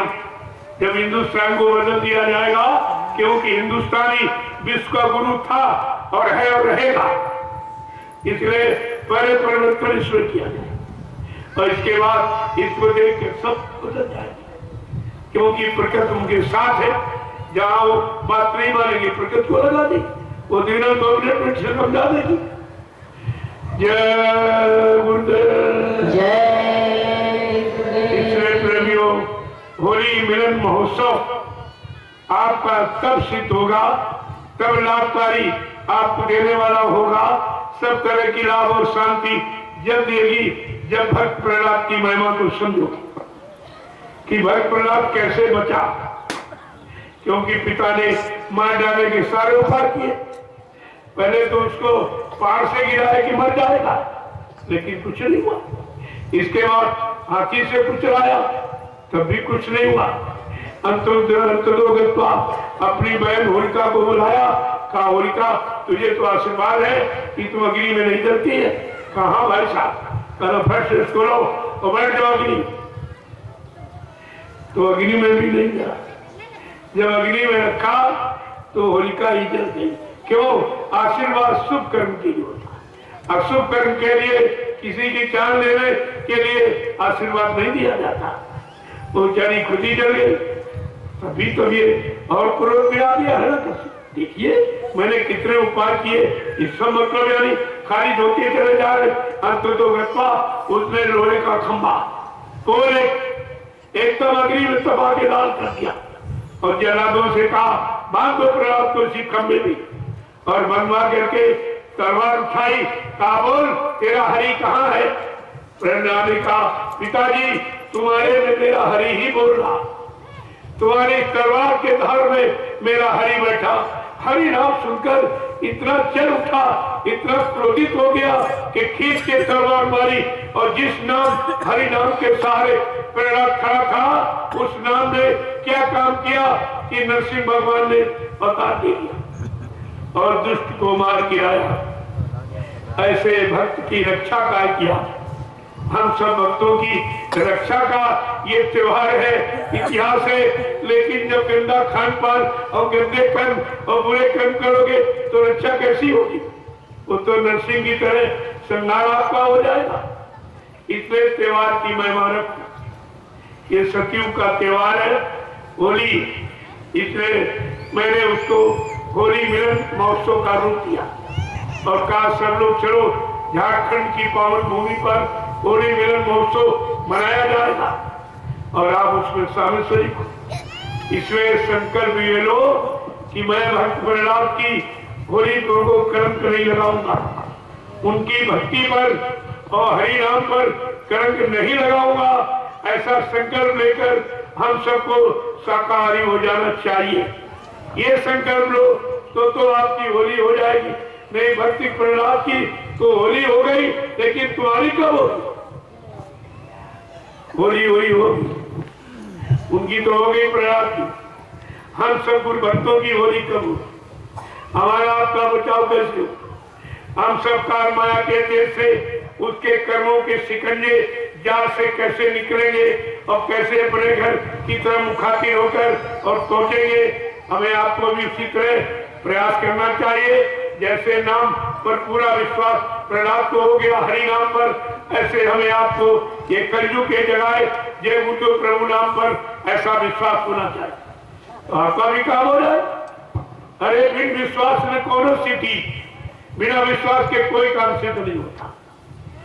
अब आप लोग इस त्योहार की गौरव गरिमा को, होली मिलन महोत्सव को ध्यान में रखते हुए पारस्परिक प्रेम प्यार मोहब्बत से एक दूसरे से मिलो। मैं भी बैठा हूँ, देखूंगा आपको, और आप अपनी भूल चूक की माफी मांगो कि भाई कोई हमसे भूल चूक हो गई हो। आज इस भक्त प्रहलाद के होली मिलन महोत्सव पर आप हमको माफ करें तो आपको क्षमा हो जाएगी। ऐसा नहीं है, जब आप अंदर से कहोगे पुनः अपने और कमियां तो माफ कर दी जाएगी। वो तो माफ करने के लिए आए हैं, उनका काम माफी का है। सब तरह की माफी दिलाएंगे, सब तरह के यानी मतलब पापों से जब तुमको अलग थलग कर लेंगे पाक साफ निर्मल, तभी तो अपने घर ले जा सकते। गंदे जीव तीर थोड़ी उतर जाए, नाम जहाज पर गंदा जीव नहीं बैठ सकता। इसीलिए कहा नाव लगाई शब्द की गुरु ने, चढ़ बैठे कोई सूर भी बैठे। ये लोभी लालची, ये कामी क्रोधी आलसी नहीं बैठ पाए दोस्तों। ये सब आपको जानकारी समय से दी जा रही। आज इस होली मिलन महोत्सव झारखंड की पावन भूमि गढ़वा नगर उतारी जिले में जो ये उत्सव मनाया जा रहा है, ये सारा देश इसको देख रहा। तुम नहीं देख रहे हो, ये सीधा प्रसारण हो रहा, पूरा हिंदुस्तान देख रहा कि होली मिलन महोत्सव झारखंड की पावन भूमि पर कैसे मनाया जा रहा। या इसको समझिए भाई। अब आप आपस में पारस्परिक प्रेम प्यार मोहब्बत, सारे भेदभाव, सारे मतलब यानी जो भी कोई गंदे संदेह विचार, किसी पर कोई शंका राग द्वेष, आज यहाँ पर सब इनको जला दिया जाएगा। आप संकल्प ले लें और आपस में एक दूसरे से मिले। छोटा बड़े के पैर छुएगा, बड़ा छोटे को आशीर्वाद दे। तो मर्यादा है अपने हिंदुस्तान की, अपने भारतीय समाज की, ये मर्यादा है। इसी मर्यादा को तो लोगों ने खत्म कर दिया, तभी घर गृहस्थी परिवारों में परेशानियां आ गई, सब लड़ाई झगड़े चले गए। क्योंकि पारस्परिक प्रेम प्यार मोहब्बत अगर बना रहता, सेवा दया के भाव बने रहते, फिर आप ये काम कुछ कर नहीं। अब आप सब लोग एक दूसरे से मिलो। देखो कोई गंदगी नहीं, ये गंदगी का पर्व नहीं है, ये भक्त प्रहलाद यानी उनकी निर्मलता और स्वच्छता और पवित्रता और चरित्रता का, उनकी लगन का त्योहार है। इतने कोई गंदगी नहीं ना करो, सीधे ये है मिट्टी उठाइए आप, ये धरती माँ, और इसी भूमि पर आपने एक सप्ताह से ज्यादा भजन किया है। जहाँ भजन होता है वो भूमि पवित्र हो जाए। आपको ये मालूम नहीं है, एक बार शंकर पार्वती बियावान जंगल से चले जा रहे थे, अचानक शंकर जी एक जगह रुक गए और वहीं पर लेट करके साष्टांग दंडवत कर दिया। पार्वती चारों तरफ देख रही, कोई मंदिर नहीं है, कोई स्थान नहीं है, एक किसको नमन प्रणाम कर रहे। बड़ा आश्चर्य हुआ। जब 1 घंटे के बाद उठे तब कहा कि भगवान आप किसको प्रणाम नमन कर रहे हैं, आप पूछ रही। अरे पार्वती जी तुम नहीं जानती, चलो थोड़ी दूर चली। आप जानते हो स्त्रियां आज रात बालक बड़ी विचित्र होती, कहती नहीं आगे तो चलूंगी, वो रात बताइए आप किसको प्रणाम कर रहे। कहा अगर नहीं मानती हो तो सुनो। कहा एक रात यहाँ संत ठहरे थे अपनी भक्त समाज समूह के साथ, और यहाँ पर सत्संग हुआ था और भक्तों ने यहीं पर साधना की थी। ये स्थान इतना पवित्र है, इतनी ठंडक और इतनी मैग्नेटिक पावर इसमें कि हमको आगे बढ़ने से रोक नहीं, इतनी हमें ठंडक नहीं। ऐसा एक राती, आप तो कितनी रातें यहाँ बिताए हो, बैठकर आपने सच्चा साधना भजन किया है, ये भूमि पवित्र होगी। इस पवित्र भूमि को इसको लीजिए और सबके मस्तक पर लगाइए, एक दूसरे के मस्तक आप लगाइए और अपने अपने गुनाहों की माफी मांग लीजिए कि भाई हमसे कोई भूल चूक में गलती हो गई हो, कोई अपराध हो गया हो, तो आप माफ कर दीजिए, क्योंकि आज आदेश हुआ। जब आदेश हुआ है तो आपको लाभ मिलेगा, माफी मिल जाएगी। आदेश का पालन करने में ही तो सब कुछ है, यही आप भूल जाते हो। अब आप एक दूसरे से, मैं भी यही बैठा हूँ, सब एक दूसरे से मिले आप। और मिलने के बाद जब आप स्नान करें, इसके बाद फिर कोई गति नहीं फैलाएगा और सीधे आप अभी भंडारे तैयार हो रहे। 1-2 घंटे आपको आपस में मिलने में लगे। मैं 4 बजे यहाँ पर 4 बजे आपको सत्संग, उससे सत्संग तो आज का हो गया, लेकिन फिर यही तो समय निर्धारित किया है। मैं समय का बड़ा पाबंद हूँ, उस समय पर समझे। और आज अंतिम कार्य, क्योंकि कल तो निमंत्रण देने आप जाएंगे, ग्रामवासी आएंगे, कन्याएं आएंगी, तो उनमें सारा समय निकल जाएगा। कल का सत्संग नहीं, इसीलिए आज मैंने डबल सत्संग आपको अभी सुबह भी और शाम को भी दे देंगे। कल की पूर्ति हो जाएगी आपकी। कल तो समय पूरा इसी में चला जाएगा। जब 4-5 बज जाते हैं, फिर आपकी चलने की घर जाने की तैयारी होने लगती है। दूर दराज से लोग गांव से आते हैं, उनको समय पर पहुंचना होता, बेचारे आधे दर्शन कर पाए, आधे नहीं कर पाए। मैं भी उनका दर्शन नहीं कर पाता, तो इस बात का दुख रहता है। इसलिए कल का सत्संग नहीं होगा। आज मैंने कल के बदले सुबह शाम दोनों तरफ सत्संग आपको दे। जय गुरुदेव, जय गुरुदेव,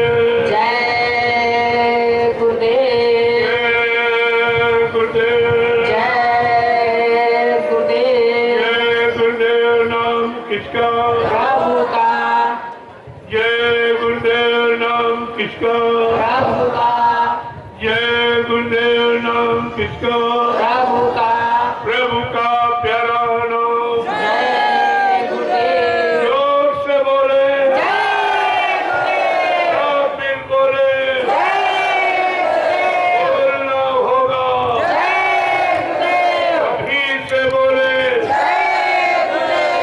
दर्द हरेंगे, सब कष्ट मिटेंगे,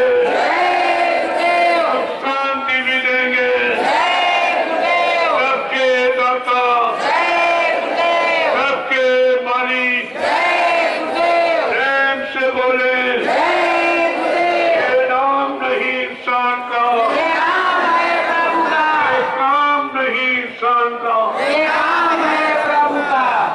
प्रेमियों, शोभा यात्रा लगाकर दिन पूरे हो गए। आज इतने दिन का था पूरा हो गया।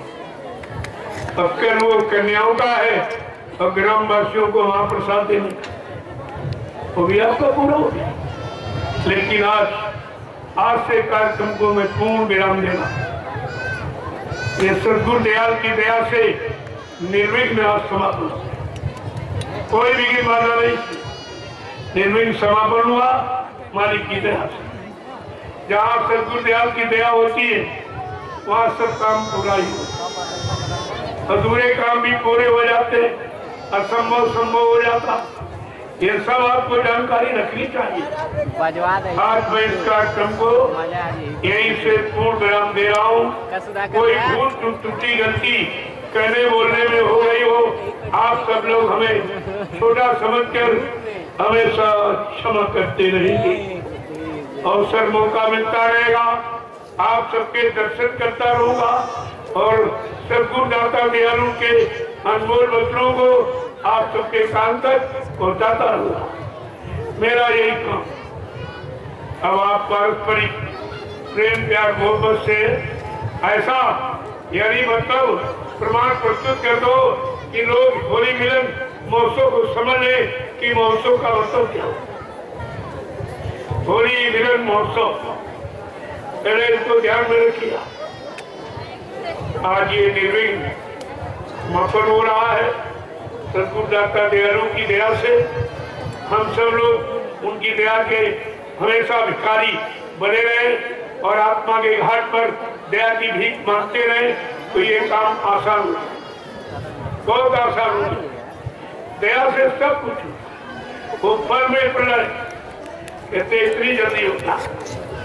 जय गुरुदेव, जय गुरुदेव। तो आप लोग आपस में मिलिए, एक दूसरे के गले मिलो, महिलाएं महिलाओं से, पुरुष पुरुष से मिले। इसका ध्यान रखिए मर्यादा, ये समाज की परिवार की एक मर्यादा है, इसको बराबर ध्यान रखिए। पुरुष पुरुषों से मिलेंगे, महिलाएं महिलाओं से मिलेंगे, और एक दूसरे के गले मिलो। छोटा यानी बड़े के पैर छुएगा, और मतलब यानी और बड़ा उनको प्यार आशीर्वाद देगा। प्यार का यही है आपके पास, क्योंकि पैर से प्यार मिलता है और चरण छूने से दया मिलती है। चरण पैर का अंतर है, इसी बात को आपको समझना चाहिए। एक दूसरे से मिलिए, अपने अपने गुनाहों की माफी, कि भाई कोई हमसे भूल चूक हो गई हो, अज्ञानता में हम नहीं समझ पाए हैं तो या जान में, तो आप हमारी बात करें और आप उनको माफ कर दीजिए। तुमको तो उसका फल मिलेगा, तुम आदेश का पालन करते। ये नहीं, तुम माफ नहीं कर सकते हो। जब तुम आदेश का पालन करोगे, आदेश देने वाला माफ देगा। वो तो आपके जरिया बनाया गया, एक दूसरे से कैसे मिलोगे आप? कब एक दूसरे से जब आप ये काम, आपका पारस्परिक मिलन का जब खत्म हो जाए, तब आप लोग धीरे धीरे स्नान कर स्नान करके सत्य भंडारों में भोजन प्रसाद तैयार हो जाएगा। आप उस महाप्रसाद को ग्रहण करें और इसके बाद थोड़ा सा आराम करें और यहाँ आ जाए। आप 4 बजे में उपस्थित, थोड़ा सा संदेश हो जाएगा। चलते चलाते अच्छा रहेगा। जब चलते चलाते वक्त जो वचन होते हैं उसको याद रखें। ये 9 दिन का तो आप भूल जाओगे, इतनी तो याददाश्त मेमोरी आपकी अच्छी नहीं है कि आप सब याद रख सके, लेकिन अंतिम वचन जरूर याद रखना, यही आपके काम आए, इसी से तुम्हारा काम हो जाए। वो तो समझाने के लिए आप कब खड़े होगे, कब अपने घर की तैयारी में लग जाओगे, काल के घर की तैयारी खत्म कर दोगे, क्योंकि ये तैयारी तुम्हारी नहीं है, ये तो दूसरे का सामान इकट्ठा कर रहे हो, तुम अपनी तैयारी समझ रहे हो, यही भूल भरम है। इसी को खत्म करना। जय गुरुदेव। आप धीरे धीरे, बड़े आहिस्ते प्रेम से, जल्दबाजी में नहीं, धीरे। काफी समय आपके पास है, बड़े इत्मीनान से, बड़ी शालीनता और प्रेम से एक दूसरे के गले मिलकर अपने गुनाहों की माफी, हमसे कोई भूल चूक गलती हो गई है, आप इसको माफ कर दे। वो तो आदेश का पालन करे, तो बड़े मंदिर अरे हमारे कैसे मानते हैं, उसको कुछ नहीं करते। लेकिन जब आदेश का पालन करोगे, वही आदेश तुम्हारे लिए लाभकारी हो जाए। अरे कोई न कोई जरिया है तुम्हारे तक वो पहुँचाया जा रहा, और तुम्हारे द्वारा गुनाहों की माफी का बयान किया जा रहा, और फिर माफी को वो देगा जो आदेश देता, उसके बाद माफी तुम्हारे आदेश पालनी तो गुरुभक्ति, आदेश पालनी शक्ति और मुक्ति जुक्ति सब उसी से हो जाए। जय गुरुदेव। धीरे धीरे बड़ी शालीनता, बड़ी सौम्यता, बड़े प्रेम प्यार मोहब्बत से ये दिखा दो कि होली मिलन महोत्सव किसे कहती। आज दुनिया होली पर भूल चुकी है, सब बेचारे गंदगी में चले गए, त्योहार का मतलब उल्टा कर दिया, सब यानी व्यवचार उपचार गंदे खान पान में चले गए, जबकि होली भक्त प्रहलाद की, ये भक्तों की है, ये राजसी खान पान करने वालों की नहीं, भोगी विलासियों की नहीं है, भक्तों की होली भक्त प्रहलाद। यही बात अगर आप समझ लेते तो किसी के पर्व को, किसी की महिमा को, किसी के नाम पर आप कलंक नहीं लगाते, अपमानित नहीं करते। ये तो सबसे बड़ा बुरा पाप तुम भक्त बन नहीं पाए और भक्त प्रहलाद का अपमान कर दिया आपने, उनकी गौरव गरिमा आपने खत्म कर दी, उनकी भक्ति पर और नाम कमाई पर, नाम पर, विश्वास पर आपने कर्ज लगा दिया। ये सब जानकारी का त्योहार। तो बड़े प्रेम से एक दूसरे के मिले। मैं शाम को सबसे मिलूंगा, अभी नहीं, शाम को सब थोड़ा कार्यक्रम जल्दी विराम कर दूंगा ताकि सब लोग बने रहे। त्योहार पर सबसे मिलना अच्छा होता। हम भी इस पावन पर्व पर आप सबके दर्शन करूं, आप सबको प्रणाम करूंगा और ये प्रसाद भी आपको वितरण होगा। जय गुरुदेव। देखो कल सभी भंडारे पक्का भोजन कल भी बनाएंगे और सुबह 7 बजे आप लोग एक लाइन, पुरुषों की एक महिलाओं की, लड़कियां नहीं जाएंगी, लड़कियां गांव में नहीं जाएंगी, वो यही रहेंगी, तो नहीं जाना। ये ध्यान रखिए आप कि लड़कियां गांव में नहीं,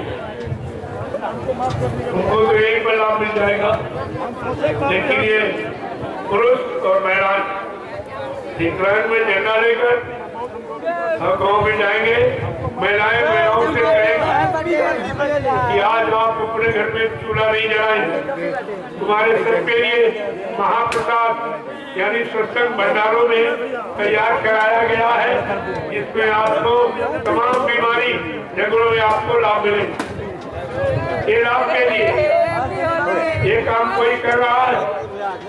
आप हिंदुस्तान में देख रहे हैं कोई यह काम करता है, कोई महात्मा, कोई नेता, किसी ने ये काम किया तभी तुमको निमंत्रण दिया और तुमसे चंदा नोट और सबको ले लिया। एक दिन भी तुमको नहीं निमंत्रण दिया। ये हमारी जनता है, हमको जनता चंदा नोट वोट देती है, महंगाई भी देती है, टैक्स भी भरती है। जरा एक बार इसको निमंत्रण दे दें। ये काम किसी ने हिंदुस्तान में किया ही नहीं। वो काम तुम्हारे हिस्सा आज करके दिखाया जाएगा। होली मिलन महोत्सव यही चीज है।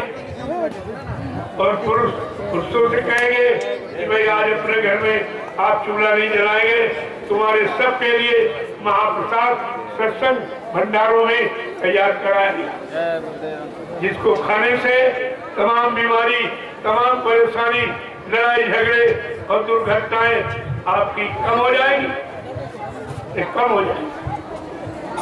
ये सब जानकारी है। आपने कभी ऐसा कहीं पढ़ा था?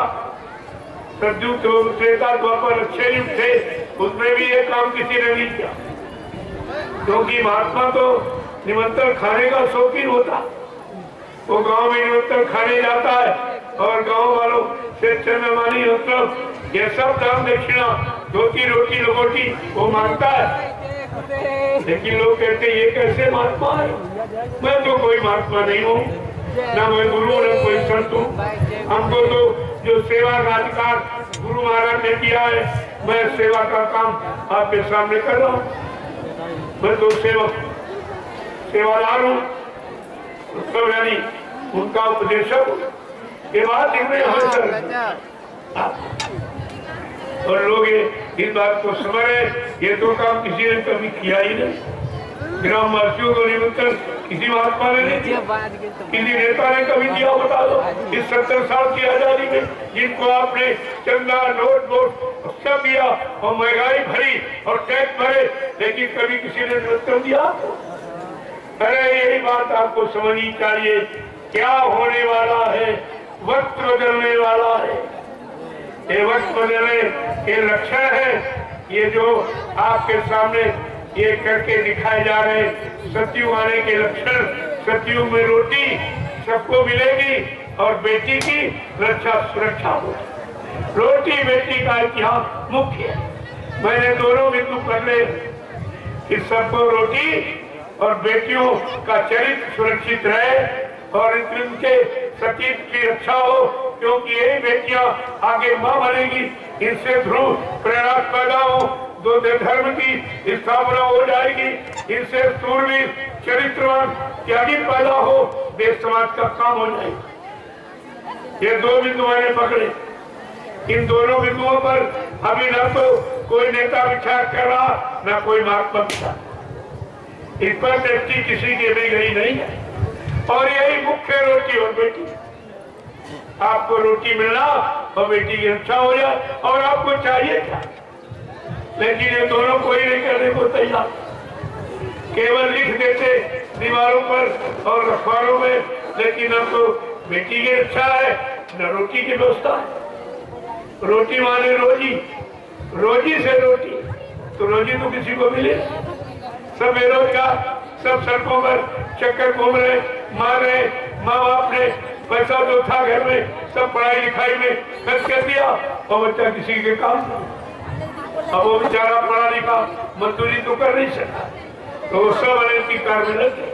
कोई लूटपाट में, कोई राजनीति में, कोई छीना झपटी, कोई चोरी डकैती, सब मतलब यानी झूठ छल कपट सब इसी में चले गए। ये तो अधिकार किनको था? जिन्होंने आपसे वोट लिया, नोट लिया है, चंदा लिया है, महंगाई ली है, टैक्स लिए हैं, ये उनके जिम्मेवारी। माँ बाप की जिम्मेदारी बच्चे के पढ़ाने की, और बच्चे की जिम्मेदारी पढ़ने की, फिर नौकरी और व्यापार हो गया, ये सरकार की जिम्मेदारी। सब अगर बड़ी बड़ी जिम्मेदारी समझ ले तो किसी बात की कमी नहीं। ये जिम्मेवारी तो लोग भूल गए, अपना कर्म कर्तव्य सब भूल गए। इसीलिए देश में तबाही आ गई, लड़ाई छिड़ गई, बुराइयां छिड़ी, ये सब बढ़ गए। जब तक इस बात पर गौर ख्याल विचार नहीं किया जाएगा, तब तक कोई सुधार की बात दिमाग से मत सोचो। गोस्वामी जी महाराज गृहस्थ थे, उन्होंने भविष्यवाणी कलयुग के लिए कर दी, और कलयुग की राजनीति के लिए कर दी। क्या कहा? अगर इसको पढ़ लेते आप तो कभी ये गलती नहीं करते आप। उन्होंने साफ साफ शब्दों लिखा, जा सुराज प्री प्रजा दुखारी, सो न पवस नरक अधिकारी। जिसके राज में प्रजा दुखी है वो राजा नरक में जाएगा। मैं नहीं कहता हूं, ये रामचरित मानस कहे। तो क्या इन्होंने पढ़ा नहीं है? श्री राम के नाम पर तो शासन चला रहे, व्यवस्था चला रहे, उन्हीं के नाम पर वोट मांग रहे, और उनका इतिहास भूल गए कि उनका इतिहास क्या है। कि राम ने राजनीति की, उन्हीं के नाम पर तुम भी आज राजनीति खेल रहे हो, तो कम से कम उनके इतिहास को, उनकी नीतियों को तो पढ़ लो। राम राज बैठे त्रिलोका, हर्षित भय गए सब। जिस दिन भगवान राम राजगद्दी पर बैठे, सारे दुख चले गए और सुख और समृद्धि आ गई। ये लोग जब से गद्दी पर बैठे, सारे सुख शांति चले गए, और दुख तकलीफें और मान का हिस्सा सब शुरू हो गया। ये तो बिल्कुल उल्टा हो रहा। राम के विपरीत, राम के इतिहास पर गद्दी पर तिरंग लगा रहे आप, तो सजा माने कैसा? ये सब। और क्या कहते हैं गोस्वामी महाराज कि राम ने कैसी राजनीति, किस तरह से राजनीति बिन धन धर्मा और प्रभु समर्पे बिन सत्कर्मा। राजनीति बिना धार्मिक कमाई के। पहले के राजे महाराजे बादशाह कोई न कोई हाथ से काम करते थे, और उससे जो यानी पैसा आता था, उसी की रोटी खाते थे। राजकोष का धन वो जनता का समझते थे कि नहीं नहीं, ये जनता की कमाई है, ये जनता के सुख समृद्धि के लिए, इसमें मेरा कोई अधिकार नहीं है, मैं इसको अपने शरीर पर खर्च नहीं करूंगा, न दोष जाए। आज तो सारे खजाने लूटे जाए। अगर व्यवस्था राम की समझ लो, रामचरित मानस में आप पढ़ लो, तो तुम्हारी समझ में आ जाएगा ये राम भक्त है कि राम के विरोधी है। राम जी भगवान राम तो कोई काम नहीं, कोई नीति, कोई सिद्धांत नहीं, कोई कानून नहीं, कैसे माना जाए? ये आपको ध्यान में रखना चाहिए था। आपने ध्यान राम के ध्यान में रखते तो जरूर आप अपने बुद्धि का निर्णय ले लें।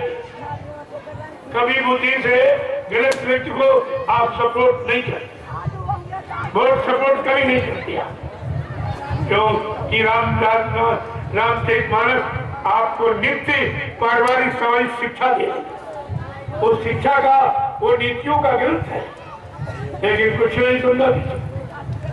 जय गुरुदेव, जय गुरुदेव, जय गुरुदेव, जय गुरुदेव। नाम किसका, जय गुरुदेव नाम किसका, प्रभु का प्यारा नाम। मैं इस कार्यक्रम को आज पूर्ण विराम दे रहा हूं। ये सदगुरुदाता दयालु की कृपा से निर्विघ्न समापन। झारखंड के लोगों को समझना चाहिए, इतना बड़ा तुमको परमार्थ कमाने का समय नहीं मिलेगा, इसलिए सबको इस कार्यक्रम में अपनी गाड़ी कमाई का योगदान करना चाहिए। नहीं करोगे तुम परमार्थ से खारिज हो जाओ। वैसे तो पूरे देश का है, ये तो राष्ट्रीय पर्व है सबका, सबको करना चाहिए, लेकिन जिनके यहाँ हो रहा झारखंड के प्रेमियों को ये विशेष तौर से समझना चाहिए। कोई प्रेमी वंचित रह जाए, अगर तुमने अपनी गाड़ी कमाई का कुछ नहीं किया तो परमार्थ से क्या मिलेगा। और वैसे तो तुम्हारे हर कमाई में गुरु का दशमांश है, अगर 100 रुपए कमाते हो तो 10 गुरु के। इसी तरह अगर गुरु का अंश दशमांश आप निकालते रहते तो तुम्हारे घर में कोई बीमारी, कोई परेशानी, कोई दुर्घटना, कोई कष्ट होने वाला नहीं था। लेकिन आप गुरु का अंश नहीं खा जाते, उनका भी आप भर। और कहा था मेरा तो अंश बच्चा हजम नहीं कर सकते, और कोई कारण बन के निकल जाएगा और फिर तुम परेशान हो जाओ। इतने दशमांश पर विचार करो तो आपको करना चाहिए। अगर परमार्थ की लाभ प्राप्त करना है तो खासकर झारखंड के प्रेमी, कोई प्रेमी ऐसा न रहे कि कोई कुछ ना कुछ। अरे भाई जितना आप पैदा करते हो उसी में तो दशम देना, कोई सब थोड़ी देना।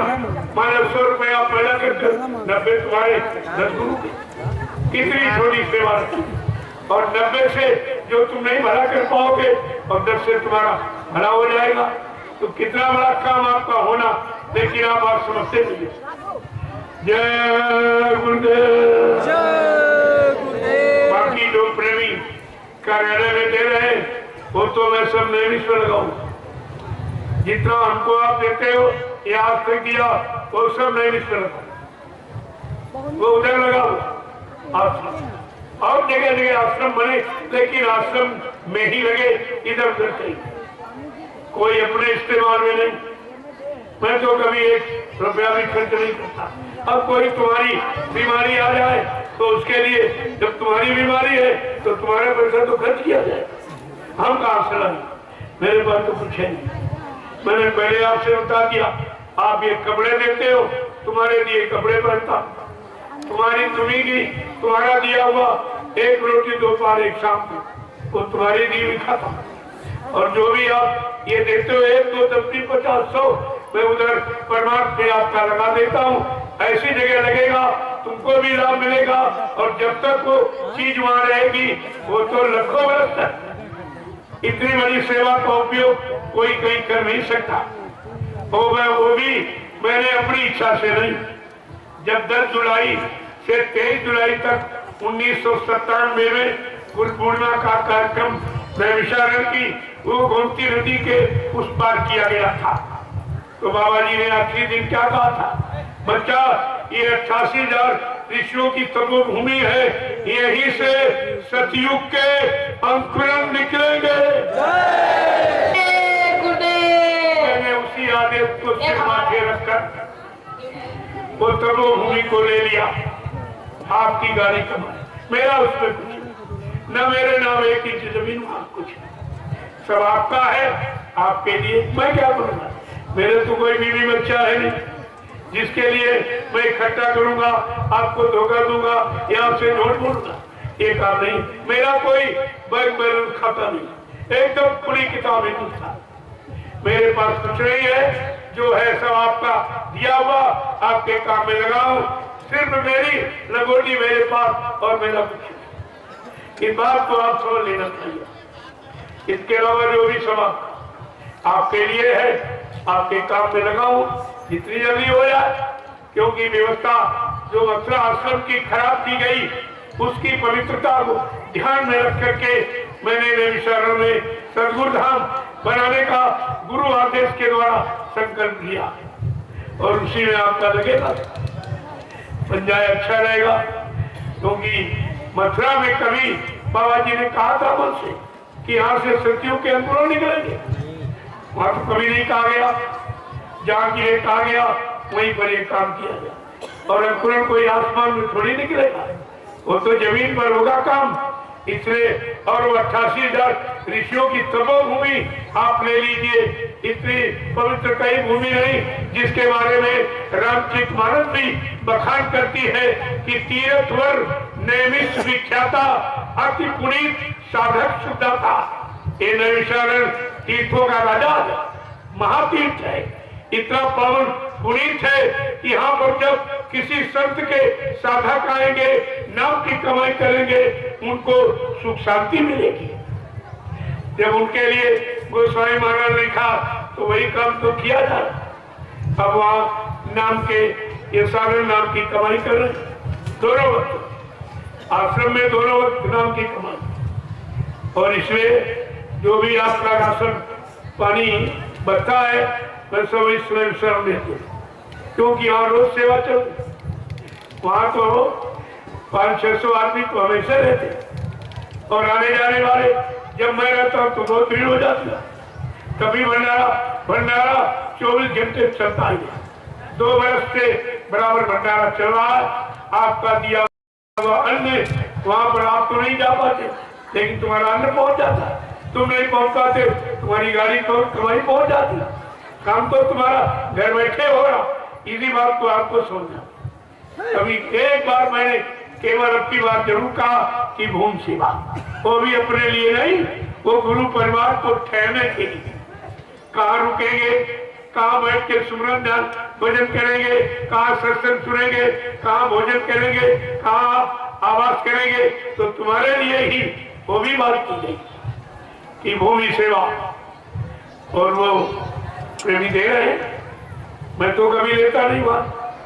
कहता है यहाँ लिखा दीजिए और आपकी वहां पहुंच जाए। जो प्रेमी कहते नहीं भाई खाते पर, तो अपनी जय गुरुदेव आध्यात्मिक वैचारिक प्रचार समिति मैंने पहले बना दी ताकि कोई धोखा न हो, किसी के नाम कर दिया जाए, उसको लालच आ जाए तो व्यवस्था बिगड़ जाएगी। इसलिए जो भी होगा वो समिति के द्वारा, सर जय गुरुदेव आध्यात्मिक वैचारिक प्रचार समिति के द्वारा ये सब काम होगा।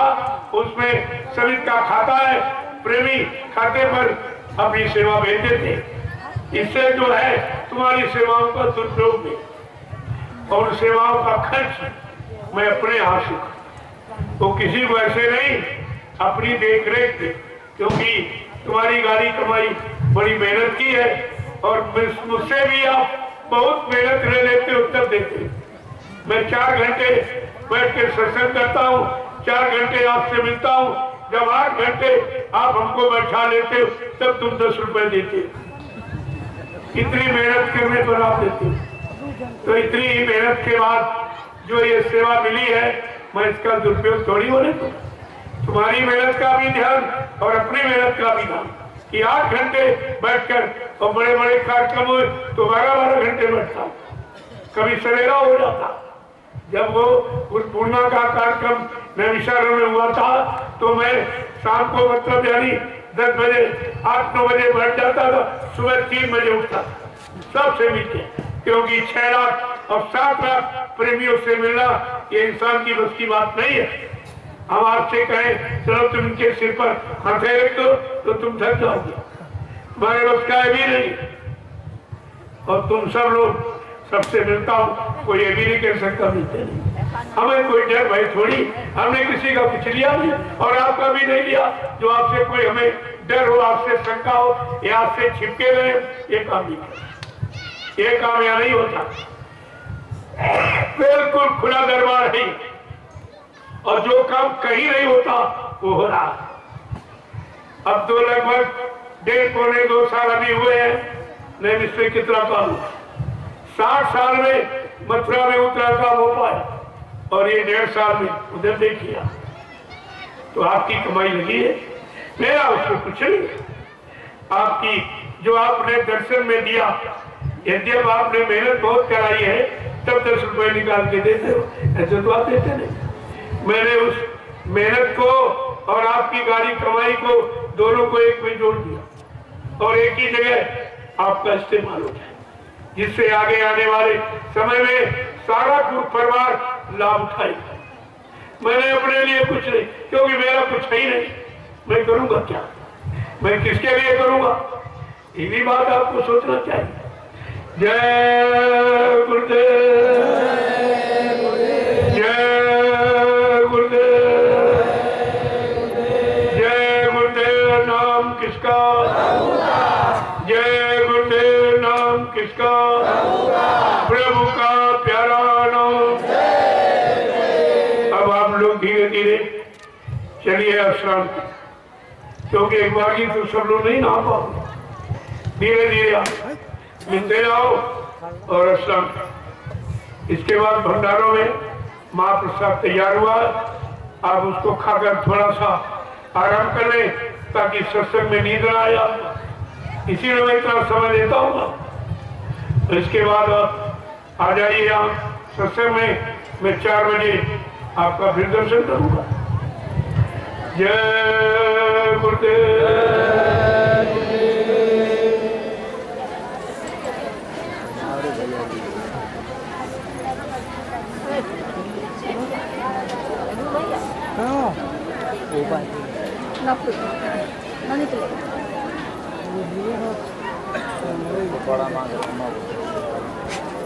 का करबो